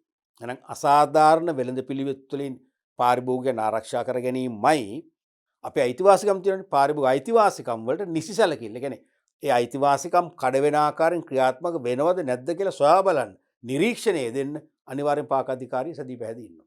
අයිතිවාසිකම් වලට නිසි සැලකිල්ල දැක්වීම සාතික වීම කියලා කියන්නේ ඒකයි. දෙවෙනි එක. තුන්වෙනි එක හැකි සෑම විටම පාරිභෝගිකයින්ට තරඟකාරී මිලට භාණ්ඩ හා සේවාවලට ප්‍රමාණවත් ප්‍රවේශයන් ලබා දීමට සහතික වීම. හැකි සෑම විටම පාරිභෝගිකයින්ට තරඟකාරී මිලට නැත්නම් තරඟකාරී මිල ගණන් යටතේ භාණ්ඩ හා සේවාවන් සඳහා ප්‍රමාණවත් ප්‍රවේශයන් ලබා දීමට සහතික වීම. ඒ කියන්නේ මේ පාරිභෝගික අධිකාරිය උත්සාහ කරන නිතරම තරඟකාරී මිල ක්‍රමයක් ඇති කරන්න. වෙළඳ පොලේ තරඟකාරී මිල ක්‍රමයක්. තරඟකාරී මිල ක්‍රමයක් ඇති වෙද්දි තමයි අපිට වාසිය ඇති වෙන්නේ. තරඟකාරී මිල ක්‍රමයක් නොතිබුණා නම් වෙන්නේ අපි දුම් ව්‍යාපාරිකයන්ට හැමෝටම එකතු වෙලා සාකච්ඡා කරලා. ඒගොල්ලෝ පොදු වේ සන්දානගත වෙලා තීරණය කරනවා අපි සහල් කිලෝ එක විකුණන්නේ රුපියල් 250යි. ගණන්කෝ 250ට එතකොට. දැන් නෑ මෙහෙම කියන්නේ එහෙම එකක් නෑ. නිතරම උත්සාහ කරයි දැන් මේ පාක අධිකාරිය මැදිහත් වෙනවා. මං කෙටියෙන් කියනකොට පාක අධිකාරිය කියලා පාක අධිකාරිය මැදිහත් වෙනවා. අහනෝ අපි X කියන සහල් සැප ඇයි සහල් දෙන විදිහ ආගෙන මේ සහල් අපි ගෙන්නන්නේ ඉන්දියාවෙන්. අපි ඉන්දියාවට විශාල මුදලක් අපි ගෙවන්න ඕනේ. මේ සහල් තෝගේ ගෙන්න කරන තව සහල් තෝග දෙකකට අපි මුදල් හිර කරන්න ඕනේ. ඊට පස්සේ ෆ්‍රේට් එක නැත්නම් නැව්කුලිය යනවා මෙච්චර. ගොඩ බෑම කුලිය මෙච්චර. තීරු බදු මෙච්චර. මෙච්චර කරන් අපිට මේක 245ක් කොස්ට් වෙනවා. රුපියල් 5යි තියාගන්න. රයිට්. එහෙනම් ඕගොල්ලෝ දෙන්න 250ට. හැබැයි තවත් සහල් සැපියුම් කරු ඉන්නවා ලෝකල් අය දේශීයයි. ඒගොල්ලෝ කියන අපිට 150ට දෙන්න පුළුවන් දෙනවා. අනිතර 150ට තියෙනවා 175ට තියෙනවා සමහර පොඩි පොඩි වෙනස්කම්. සමහරට අපි පොළොන්නරුවේ සහල් කන්නේ සමහර අය. ඒගොල්ලෝ ඉල්ලන්නේ තිස්සමාරාමේ හල්. සමහර අය මේ උඩට පැත්තේ වෙන හල්. එහෙමනේ. ඉතින් අන්න ඒ වගේ එක එකිනෙකාගේ choice එක අනුව එකිනෙකාගේ රුචිකත්වය අනුව එකිනෙකා කැමති මිල ගණන් යටතේ මිලදී ගන්න සැලැස්වීම තමයි මේ අධිකාරිය උත්සාහ කරන්නේ. ඒකයි තරඟකාරී මිල ගණන් කියන්නේ. එකම භාණ්ඩය නිපදවන නිෂ්පාදකයෝ සහ සැපයුම්කරුවෝ වෙනස් ඒගොල්ලන්ගේ එක මිල ගණනකට තියෙනවා. අපිට කැමති නිෂ්පාදකයෙක්ගෙන් කැමති සැපයුම්කරුවෙක්ගෙන් අපි කැමති මිල ගණන් යටතේ මිලදී ගන්න අවස්ථාව උදා කරන්න ඕනේ. ඒකී මිලක් තියන්න බෑ. තේරෙනවද? ඒක හැකි සෑම විටම පාරිභෝගිකයට තරඟකාරී මිලට භාණ්ඩ හා සේවාවලට ප්‍රමාණවත් ප්‍රවේශයන් ලබා දීම සාතික වීම.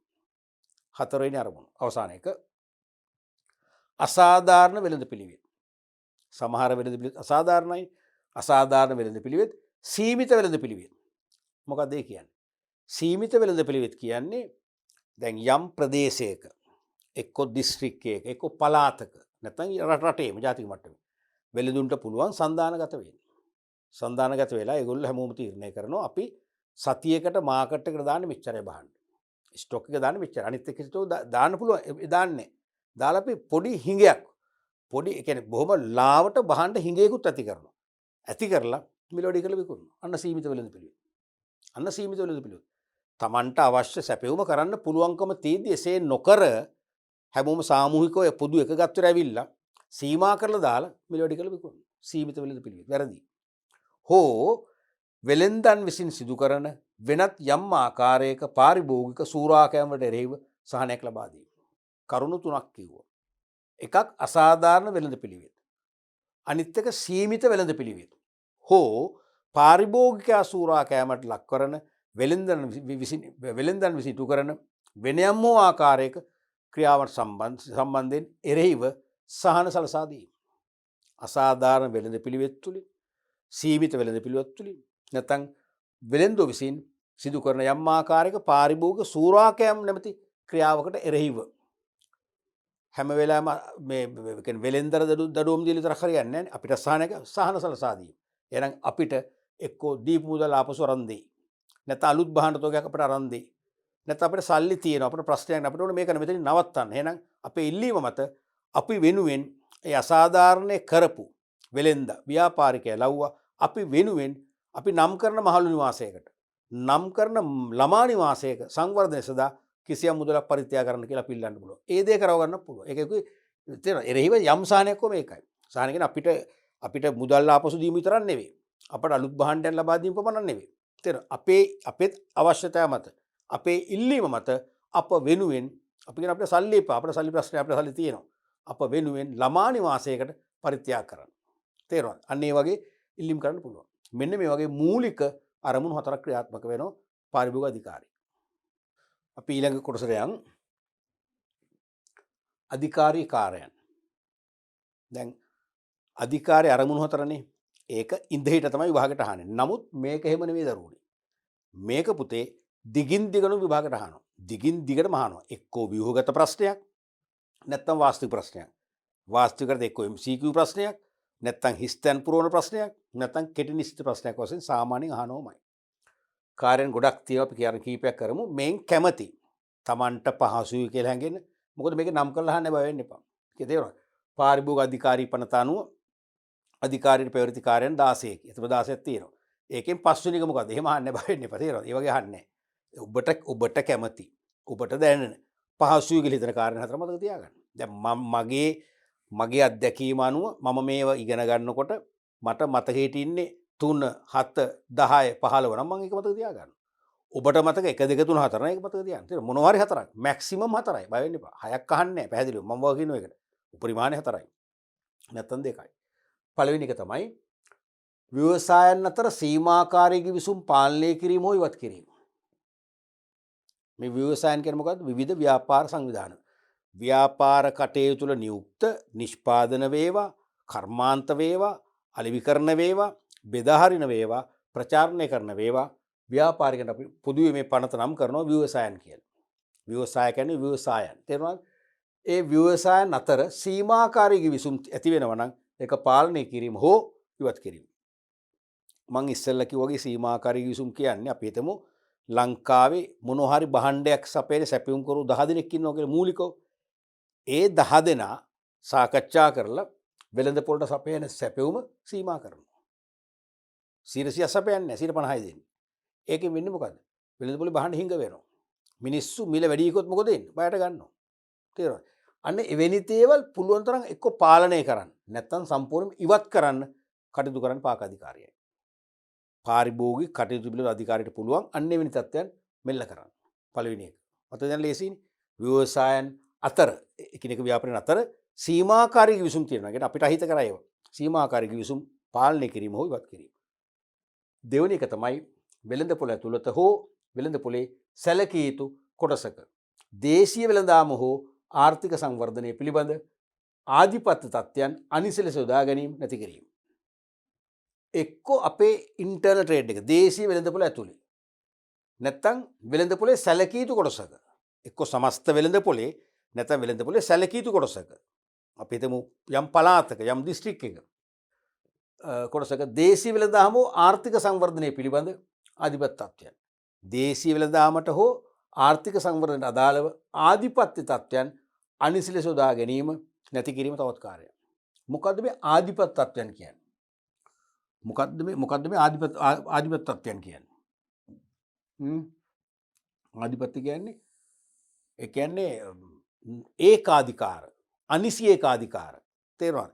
ඒ කියන්නේ දැන් අපි හිතමු දේශීය දැන් බලන්න හොඳම උදාහරණේ සහල්නේ. දැන් හැම අවුරුද්දට ඕක සම්බන්ධයිනේ. ලංකාවේ අපි කියනවා පත්තරෙන් දකිනවා විවෘතව අපි දකිනවා ලංකාවේ සහල් ඒකාධිකාරයක්.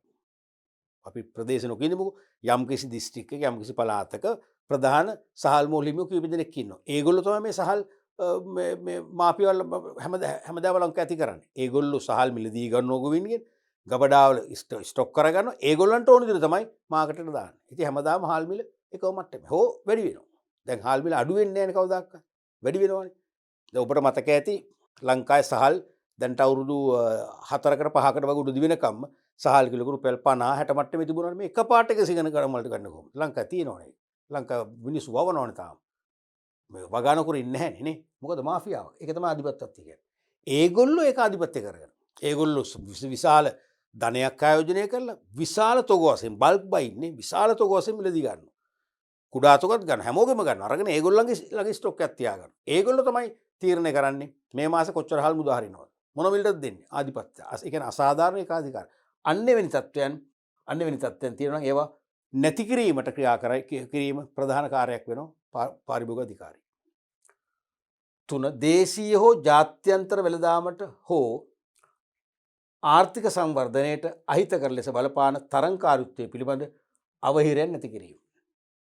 එක්ක දේශීය වෙළඳාම නැත්නම් අන්තර්ජාතික වෙළඳාම නැත්නම් රටේ ආර්ථික සංවර්ධනය තුනක් කියන එක දේශීය වෙළඳාම එක්ක ජාත්‍යන්තර වෙළඳාම නැත්නම් රටේ සංවර්ධනයට අහිතකර ලෙස බලපාන තරංකාරීත්වය පිළිබඳ අවහිරයක් නැති කිරීම. දැන් හිතකර තරංකාරීත්වය හොඳයි. ව්‍යාපාරිකෝ හිතකර ලෙස තරඟ කරනවා නම් ඒකේ වැඩි වාසිය වෙන්නේ අපිටනේ. හිතකරව තරඟ කරද්දී හැමෝම උත්සාහ කරනවා තමන්ගේ බහන්වල ක්වොලිටි එක වැඩි කරන්න. සැපයුම වැඩි කරන්න. මිල අඩු කරන්න. කාටද වාසිය අපිට? තේරෙනවද? එහෙම නොවේ නම් අන්නේ අහිතකර තරංකාරීත්වයන් පිළිබඳ අවහිරතා නැති කරන්න පාරිභෝගික අධිකාරිය ඉදිරිපත් වෙනවා. 4 කියන්නේ තරඟ විරෝධී චර්යා සහ ආධිපත්‍ය තත්ත්වයක් අනිසි ලෙස යොදා ගැනීම පිළිබඳ විමර්ශන හෝ පරීක්ෂා කිරීම. දැන් තරඟ කරන්න පුළුවන් කිසි ප්‍රශ්නයක් නැහැ. අපිට ප්‍රචාන්දන්නිම් දාන්න පුළුවන්. මිල අඩු කරලා විකුණන්න පුළුවන්. තරඟකරුවන්ට වඩා වට්ටම් දෙන්න පුළුවන්. ඒක ප්‍රශ්නයක් නෑ. තරඟ විරෝධී චර්යා බෑ. තරඟ විරෝධී චර්යා බෑ. තේරෙනවද? දැන් මම මේ මෑතදිත් ඇහුවා එක්තරා ගුවන්විදුලි වැඩසටහනක නිවේදකයෙක් සහ නිවේදිකාවක් කියනවා ඔබට හොඳ රසවත් ගුණවත් ආහාර වේලක් හදාගන්න ඕන නම් වෙන විකල්ප නැහැ. මෙන්න අසවල් බ්‍රෑන්ඩ් එකේ 3 5. මං කියන්නේ ඒක වැරදි. මං දන්නේ ඔයගොල්ලෝ නඩු දායිද කියලා. එහෙම කියන්න බෑ. ඒක අසාධාරණයි මේක. තේරෙනවද? ඒ වගේ ඒක ඇවිල්ලා තරඟ විරෝධී චර්යා.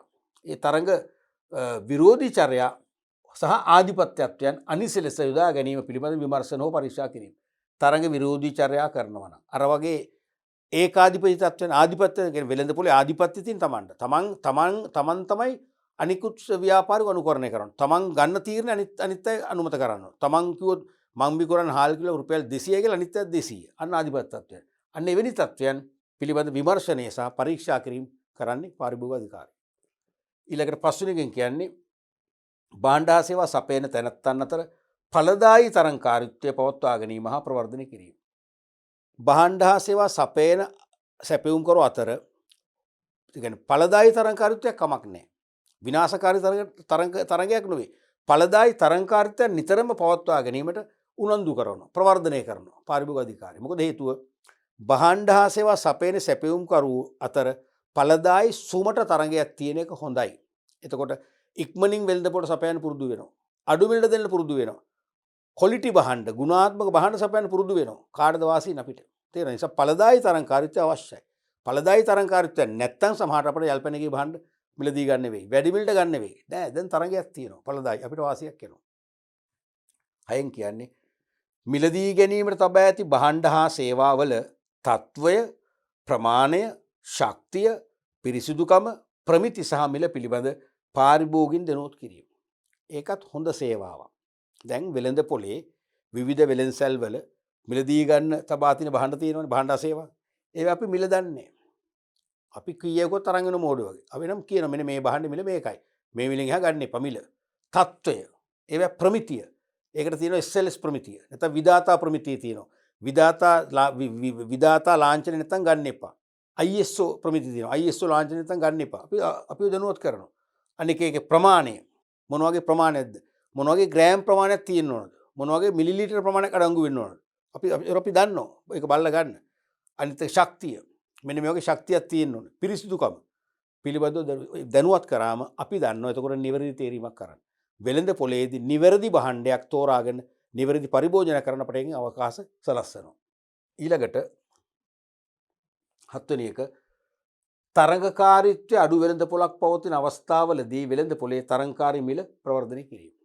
තරඟේ අඩු නම් නිතරම පාරිභෝගික අධිකාරී කලබල වෙනවා. මොකද ඵලදායී තරංකාරීත්වයක් තියෙන තරමට තමයි පාරිභෝගිකයන් වශයෙන් අපිට වාසියක් ඇති වෙන්නේ. අපට සාහනයක් ලැබෙන්නේ. ඵලදායී තරංකාරීත්වයක් තියෙනවා අපිට තියෙන විකල්ප. එක් ව්‍යාපාරිකයෙක් වැඩි මිලකට සපයද්දී අපිට පුළුවන් වෙන ව්‍යාපාරිකයෙක් අඩු මිලට ගන්න. එක් ව්‍යාපාරිකයෙක් කියනවා මට දෙන්න පුළුවන් එක්කෙනෙකුට කිලෝ 5යි. තව කෙනෙක් කියනවා කිලෝ 10ක් දෙන්න. අපිට අන්න විකල්ප තියෙනවා. ඒ වගේ තරංකාරීත්වය අඩු නම් වෙන්නේ ඒක අපිට ඒ වගේ කොන්දේසියට ලක් වෙන්න වෙනවා. වෙළඳ පොලේදී අපි හිර වෙනවා. තේරෙනවද? නිසා තරංකාරීත්වය අඩු වෙළඳ පොලක් පවතින අවස්ථාවලදී වෙළඳ පොලේ තරංකාරී මිලක් ප්‍රවර්ධනය කිරීමත් මේගොල්ලන්ගේ කාර්යභාරයයි. ඉතින් ඒකට බොහෝ වෙලාවට රාජ්‍ය ආයතන යොදා ගන්න පුළුවන්. තරගය අඩු නම් රජයේ ආයතන මගින් ව්‍යාපාර කරනවා. රජයේ ආයතන මගින් වෙළඳසල් විවෘත කරනවා. එතකොට මොකද වෙන්නේ? පුද්ගලික අංශයේ අයනේ මිල වැඩි කරන්න මේගොල්ලෝ අඩු මිලට දෙනවා. අන්න එතකොට මොකද වෙන්නේ? ඵලදායී තරංකාරීත්වයක් ඇති වෙනවා. ඊළඟට 8 රාජ්‍යාංශයේ හා පෞද්ගලික අංශයේ කාර්යක්ෂමතාව පිළිබඳ අධ්‍යයනය කිරීම. පාරිභෝගික අධිකාරිය රාජ්‍යාංශයේ මේ කියන්නේ ව්‍යාපාර ගැන කියන්නේ නොකිය කියන්නේ රාජ්‍යාංශයේ ව්‍යාපාර සහ පෞද්ගලික අංශයේ ව්‍යාපාරවල කාර්යක්ෂමතාවය පිළිබඳ අධ්‍යයනය පවත්වනවා. එතකොට කවුද වඩා කාර්යක්ෂම? අකාර්යක්ෂම රාජ්‍යාංශ නම් ඇයි අකාර්යක්ෂම වෙන්න හේතු මොනවද? ඒගොල්ලෝ අනිවාර්යෙන් වාර්තා හදලා දෙනවා. ඒතර ඒ අකාර්යක්ෂමතාවය නැති කරගන්න අවශ්‍ය පිළියම් සකසලා දියත් කරන්න ඒ ව්‍යාපාරයට හැකියාව ලැබෙනවා. මේ මඟ පෙන්වීම නිසා. ඊළඟට 9 පාරිභෝගිකින්ගේ මනා සෞඛ්‍ය ආරක්ෂාව සහ සුරක්ෂිතතාව සම්බන්ධයෙන් පාරිභෝගික අධ්‍යාපනය ප්‍රවර්ධනය කිරීම. පාරිභෝගිකයන්ගේ මනා සෞඛ්‍ය ආරක්ෂා අපේ සෞඛ්‍ය හොඳ තත්ත්වෙන් ආරක්ෂා කරගන්න සහ සුරක්ෂිතතාව සම්බන්ධයෙන් අපිට අධ්‍යාපනය ප්‍රවර්ධනය කිරීම කරනවා. අපට අධ්‍යාපනය ලබා දෙන්න ක්‍රමවේද කීපයක් අනුගමනය කරනවා. ඒ තමයි මේගොල්ලෝ විවිධ ප්‍රකාශන මගින් පොඩි පොඩි හෑන්ඩ් අවුට් තියෙන ඒ ප්‍රකාශන මගින් අපිව දැනුවත් කරනවා. දැන් උදාහරණයක් වශයෙන් පාරිභෝගික අධිකාරී පනතේ 15 වන ගන්තිය අනුව අපි භාණ්ඩයක් මිලදී අරගෙන කුයිතාංශයක් කිව්ලොත් දෙන්න එපා. කුයිතාංශي නෑ කියන්න බෑනේ දෙන්න ඕනේ. කුයිතාංශي සඳහන් කරන්න ඕන දෙනුත් තියෙනවා. කුයිතාංශي දීලා නිකම්ම රුපියල් 150 කියලා දීලා හරියන්නේ නෑ. ඒ අපි ගත්ත භාණ්ඩ වර්ගේ නම් කරන්න ඕනේ. ප්‍රමාණය කීයක්ද නම් කරන්න ඕනේ. ඒකක මිල කියන්න ඕනේ. අපි කිව්ව උදල කියන්න ඕනේ. තේරෙනවද? අන්න ඒ වගේ අවස්ථාවල අපි දන්නේ නැහැනේ. අන්න අර පොඩි හෑන්ඩ් අවුට් ගහලා නොමිල බෙදා හරිනවා. සමහරට මහ පොළ වගේ තැනකදී බෙදා හරිනවා. සමහර රජයේ සල්පිලකදී බෙදා හරිනවා. තේරෙනවද? නැත්තම් නෙට් එකේ දානවා. බලන්න. එහෙනම් අපි දැනුවත් වෙන එක. ඊට අමතරව පාරිභෝගික පුවත් කියලා සංග්‍රහයක් තියෙනවනේ. පාරිභෝගික පුවත් ඒ සංග්‍රහයෙන් රෙගියුලර් ගහන්නේ මාස 3කට 5 සැරයක් හරි ගන්න. කොහොම හරි ඒක මාසිකව හරි ගහනවා හොඳයි. ඊට අමතරව පාරිභෝගික අධිකාරිය ඔබට ඔබේ පාසල් වලට ඇවිල්ලා සම්මන්ත්‍රණ පවත්වනවා. ඔබට ඉල්ලන්න පුළුවන්. ඔබට ඉල්ලුම් කරන්න ලිඛිතව ඉල්ලුම් කරන්න පුළුවන්. ඉතින් ක්ෂණිකව දෙන්නේ නැහැ මාසයක් දෙකක් තුනක් ඇතුළත අපට ඒ අවස්ථාව ලබා දෙනවා. පාරිභෝගික අධිකාරී ජ්‍යෙෂ්ඨ නිලධාරීන් ඇවිල්ලා පාරිභෝගික අධිකාරී පනත ගැන වෙළඳ පොළ ගැන වෙළඳ පොලේ විසමාචාර ගැන විසමාචාර වලින් අපි මිදෙන්නේ කොහොමද? ගුණාත්මක භාණ්ඩ තෝරගන්නේ කොහොමද? අනිවාර්යෙන් දැනුවත් කරනවා. ඒතකොට කෙලිම පාසල් අවදියේ පවා අවදියේදී සිට පාසල් අවදියේ ඉන්න ඔබට નિરાයාසයෙන්ම නොමිලේ ඔබට ප්‍රායෝගික පාරිභෝගික ආරක්ෂණ පිළිබඳ අවබෝධයක් ලබා ගන්න පුළුවන්කම ලැබෙනවා. ඊට අමතරව මේගොල්ලෝ වැඩමුළු වර්ක්ෂොප් වැඩමුළු පවත්වනවා තෝරාගත් ස්ථානවල. සමහරට ඒක වීකෙන්ඩ් එකේ දවසක් නම් ඉස්කෝලේක මොකක්ද ශාලාවක් අරගෙන වෙන්න පුළුවන්. නැත්නම් පන්සලේ ධර්ම ශාලාවක් වෙන්න පුළුවන්. පොදු තැනකදී පාරිභෝගික රැස් කළ වැඩමුළු පවත්වනවා. කියන්නේ වාචික දේශන සපයනවා, උපදෙස් සපයනවා. පාරිභෝගික අයිතිවාසිකම් කියලා දෙන සේරටමත් වඩා වෙළඳ පොලේ භාණ්ඩ සාම්පල් ගැන ඔබට පෙන්නනවා. භාණ්ඩ සාම්පල් තේරෙනවද? දැන් මම උදාහරණයක් කියන්නම්කෝ. උදාහරණ තමයි මෙන්න මෙහෙම. එකම දේ මේ. එකම සාම්පල් එක හරිද? මෙතන තියෙන මේ වගේ අපි ඉරි දෙයක් මම ගහලා මම ලියන්නම්කෝ.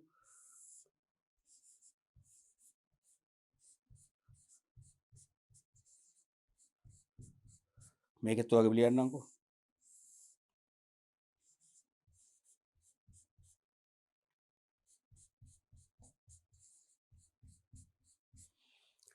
මේ සබන් කැටයක් කියලා හිතන්නකෝ. මම මේ සබන් කැටේ දිව්වේ එකම නමනේ නේද? සන්ලයිට් නේද? මම මේ පාරිභෝගික වැඩමුළුවකදී මම අත්දැකපු දෙයක් අපිට පෙන්නපු දෙයක්. එකම සබන් කැඩලම එකම සයිස් එක කහ පාට කොලේ මැද නිල් පාටක් වුණොත් එකක සන්ලයිට් එකක සන්නයිට්. දැන් අපි කහ පාට කොලේ දැක්ක ගම නිල් පාටෙන් අකුරු දැක්කම අපි දන්නවා මේක සන්ලයිට් බව. අපි ඉන් එහාට බල අකුරු බලන්නේ නැහැ. තේරෙනවද? බලන්න එක අකුරයි වෙනස්. සන්ලයිට් මෙතන මැද තියෙන L එක මෙතන තියෙන N එක. සන්ලයිට් සන්නයිට්. අන්න බාල බහන්න. මෙන්න මේ වගේ අපිට අවබෝධයක් ලබා දෙනවා පාරිභෝගික අධ්‍යාපනයේ. ඊට අමතරව වෙළඳ පොලේ තත්ත්වය සහ පාරිභෝගික කටයුතු පිළිබඳ තොරතුරු වෙනත් ආයතන සමග හුවමාරු කර ගැනීම ප්‍රවර්ධනය කිරීම. වෙළඳ පොලේ තත්ත්වය වෙළඳ පොල මොන වගේද?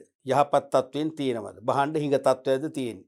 නැත්නම් භාණ්ඩ මිල උච්චාවචන වෙන තත්ත්වයක්ද තියෙන්නේ? ආදි වශයෙන් තත්ත්වය සහ පාරිභෝගික කටයුතු පිළිබඳ තොරතුරු වෙනත් ආයතන සමග හුවමාරු කර ගැනීම ප්‍රවර්ධනය කරනවා. මේ මොකද වෙනත් ආයතන සමග හුවමාරු කර ගැනීම තුළින් පාරිභෝගිකයන්ට වඩා හොඳ අර්ථවත් සේවාවක් සැලසීමේ හැකියාව මේ ආයතන ලැබෙනවා. දැන් ලංකාවේ තියෙන ළමයි ඇඩ්වර්ටයිසින් ඒජන්සිස් ප්‍රචාර නියෝජිත ආයතන. ඒගොල්ලන්ගේ මූලික කාර්යයක් තමයි පාරිභෝගිකයන් වෙළඳපොළ පිළිබඳවත් පාරිභෝගිකයන් පිළිබඳවත් දත්ත රැස් කිරීම. අන්නේ තොරතුරු හුවමාරු කරගන්න පුළුවන් මේගොල්ලන්ට. ඒ මගින් මේගොල්ලන්ට අපි ආරක්ෂා කරන්න අදට වඩා හෙට වඩා හොඳ ක්‍රියාමාර්ග ගැනීමේ සැලසුම් කිරීම හැකියාව ලැබෙනවා. ඊළඟට පාරිභෝගික සංවිධාන පිහිටුවීම ප්‍රවර්ධනය කිරීම උපකාර කිරීම නොදු කිරීම. හරිම වැදගත් මෙන්න මේක පාරිභෝගික සංවිධාන. ලංකාවේ බොහොම සීමිතයි මේවා. 79 පැරණි නීතිය තියෙදි 79 අංක එක දරන පාරිභෝගිකයන් ආරක්ෂා කිරීම පනත තියෙන කාලේ පාරිභෝගික ආරක්ෂණ සමිති කියලා જાතියක් පිහිටෙව්වා. ගම් මට්ටමේ තිබුණා. අපේ තාත්තත් එක්ක සමාජිකයෙක් නිලයකුත් දරුවා. මමත් ඒ තාත්තත් එක්ක රැස්විලි ගිහිල්ලා තියෙනවා. ඉතින් ගමේ මිනිස්සු එනවා. Tamanට වෙච්ච ප්‍රශ්න කියනවා. අසවල් කඩේ කරවලවිකව කුණු වෙලා. නැත්නම් අසවල් කඩේ අපිට ඉතුරු මුදල් දුන්නේ නැහැ. අපෙන් වැඩි මිලක් අය කරා. ඕකට ක්ෂණික උත්තර දෙනවා ඒගොල්ලෝ. ඒ නිසා මේ සමිතිය පාරිභෝගික ආරක්ෂණ සමිතිය තියෙන නිසා මේ අවට වෙලෙන්දෝ ටිකක් බියපත් වෙනවා. වරදක් කරන්නේ නැහැ. විසමාචාරය දෙන්න පෙර දෙවරක් හිතනවා. මොකද මෙතෙන් යනවනේ. දැන් ඒව නැහැ. දැන් මං ඇහුවොත් ඕගොල්ලන්ගෙන් ඕගොල්ලෝ ගම්වල පාරිභෝගික සංවිධාන තියෙනවද? තාත්තලම්මල සම්බන්ධද? ඇත්තටම නැහැ. මන් දෙනුවත්වත් නැහැ. අපි ඉන්න හරියට නැහැ. නමුත් තියෙනවා මේ නීතිය නමට නාමිකව දාලා තියෙනවා. මං කියන්නේ මේව සක්‍රිය කරන්න ඕනේ. ඒ කියන්නේ පාරිභෝගික සංවිධාන ගම් මට්ටමින් ග්‍රාම සේවක වසපට එක ගාන දාගන්න පුළුවන්. පිහිටුවා ගත්තොත් අන්න ගමේ තියෙනවා නම් වෙළඳ ව්‍යාපාර ස්ථාන 50ක් ඒ 50ම ආවරණය වෙනවා එක සංවිධානයේ මගින්. ඒ 50 යම් විසමාචාර වැඩ කළොත් අපිට පුළුවන් අපේ සංවිධානය කම්ප්ලේන්ට් කරන්න. පැමිණිලි පොත ලියන්න පුළුවන්. අනිවාර්යෙන් පැමිණිලි විභාග කරනවා. අර ගොල්ලන්ට අවවාද කරයි. සමහරවිට අපිට වෙච්ච අසාධාරණ අපිට දඩ මුදලක් ගෙවන්න කියයි. වන්දි මුදලක් ගෙවන්න කියයි. අලුත් භාණ්ඩයක් දෙන්න කියයි. භාණ්ඩේ මාරු කරලා දෙන්න කියයි. තේරෙනවද? එහෙම වුණාම ව්‍යාපාරිකයෝ තැතිගැන්මෙන් තමයි ව්‍යාපාර කරන්නේ. ඒගොල්ලෝ අනිවාර්යෙන්ම සුමටව ඒ වගේම පාරිභෝගිකයන්ට එරෙහිව කරන විසමාචාර වලින් ඈත් වෙලා බොහොම සුමටව තමන්ගේ ව්‍යාපාර කටයුතු කරන ස්වයං පෙළඹවීමක් ඇති කරනොත් එහෙම තත්ත්වයක් අද නැහැ. ඒ නිසා පාරිභෝගික සංවිධාන පිහිටුවීම ප්‍රවර්ධනය කිරීම උපකාර කිරීම නොදු කිරීම. උපකාර කරන්න පුළුවන්. දැන් අපි හිතමු අපේ ගමේ පාරිභෝගික සංවිධානයක් අපිට ඕනේ. වැඩේ පොඩි කාර්යාලයක් එපයි. අඩු ගන්න මේසයක් පුටුවක් තියාගන්න. පැමිණිල්ල ලියාගන්න උතන. ඒ පොත් ටික තියාගන්න කබඩ් එකක්. ඒකට තැනක් නැත්නම් මේගොල්ලෝ පාරිභෝගික කටයුතු පිළිබඳ අධිකාරිය තියෙන ෆන්ඩ් එකක්ලා පොදු අරමුදලක් ඒ අරමුදලෙන් අපිට පුංචි කඩකාමරයක් කුලියට අරන් දෙනවා. අන්න අපිට උදව් කරනවා. ඔන්න වගේ වටිනා සේවාවන් රැසක් ඉෂ්ට කරනවා පාරිභෝගික අධිකාරිය මගින්. එතකොට දරුවනේ අපි අද වැදගත්ම කොටසක් කතා කරා මේ ඒකකයේදී පාරිභෝගික ආරක්ෂා කරන ක්‍රියාත්මක බලාධිකාර ගැන මූලික හැඳින්වීමක් කළා. අපිව ආරක්ෂා කරන ප්‍රධානම ජාතික ආයතනය වෙන පාරිභෝගික අධිකාරිය කියන්නේ මොකක්ද? ඒකේ අරමුණු මොනවද සහ ඒකේ කාර්යභාරයන් ගැන විශ්ලේෂණය යෙදුණා. අපි ඊටු කොටස් ටික ඊළඟ පාඩම් එකකදී කතා කරන්න බලාපොරොත්තු වෙනවා.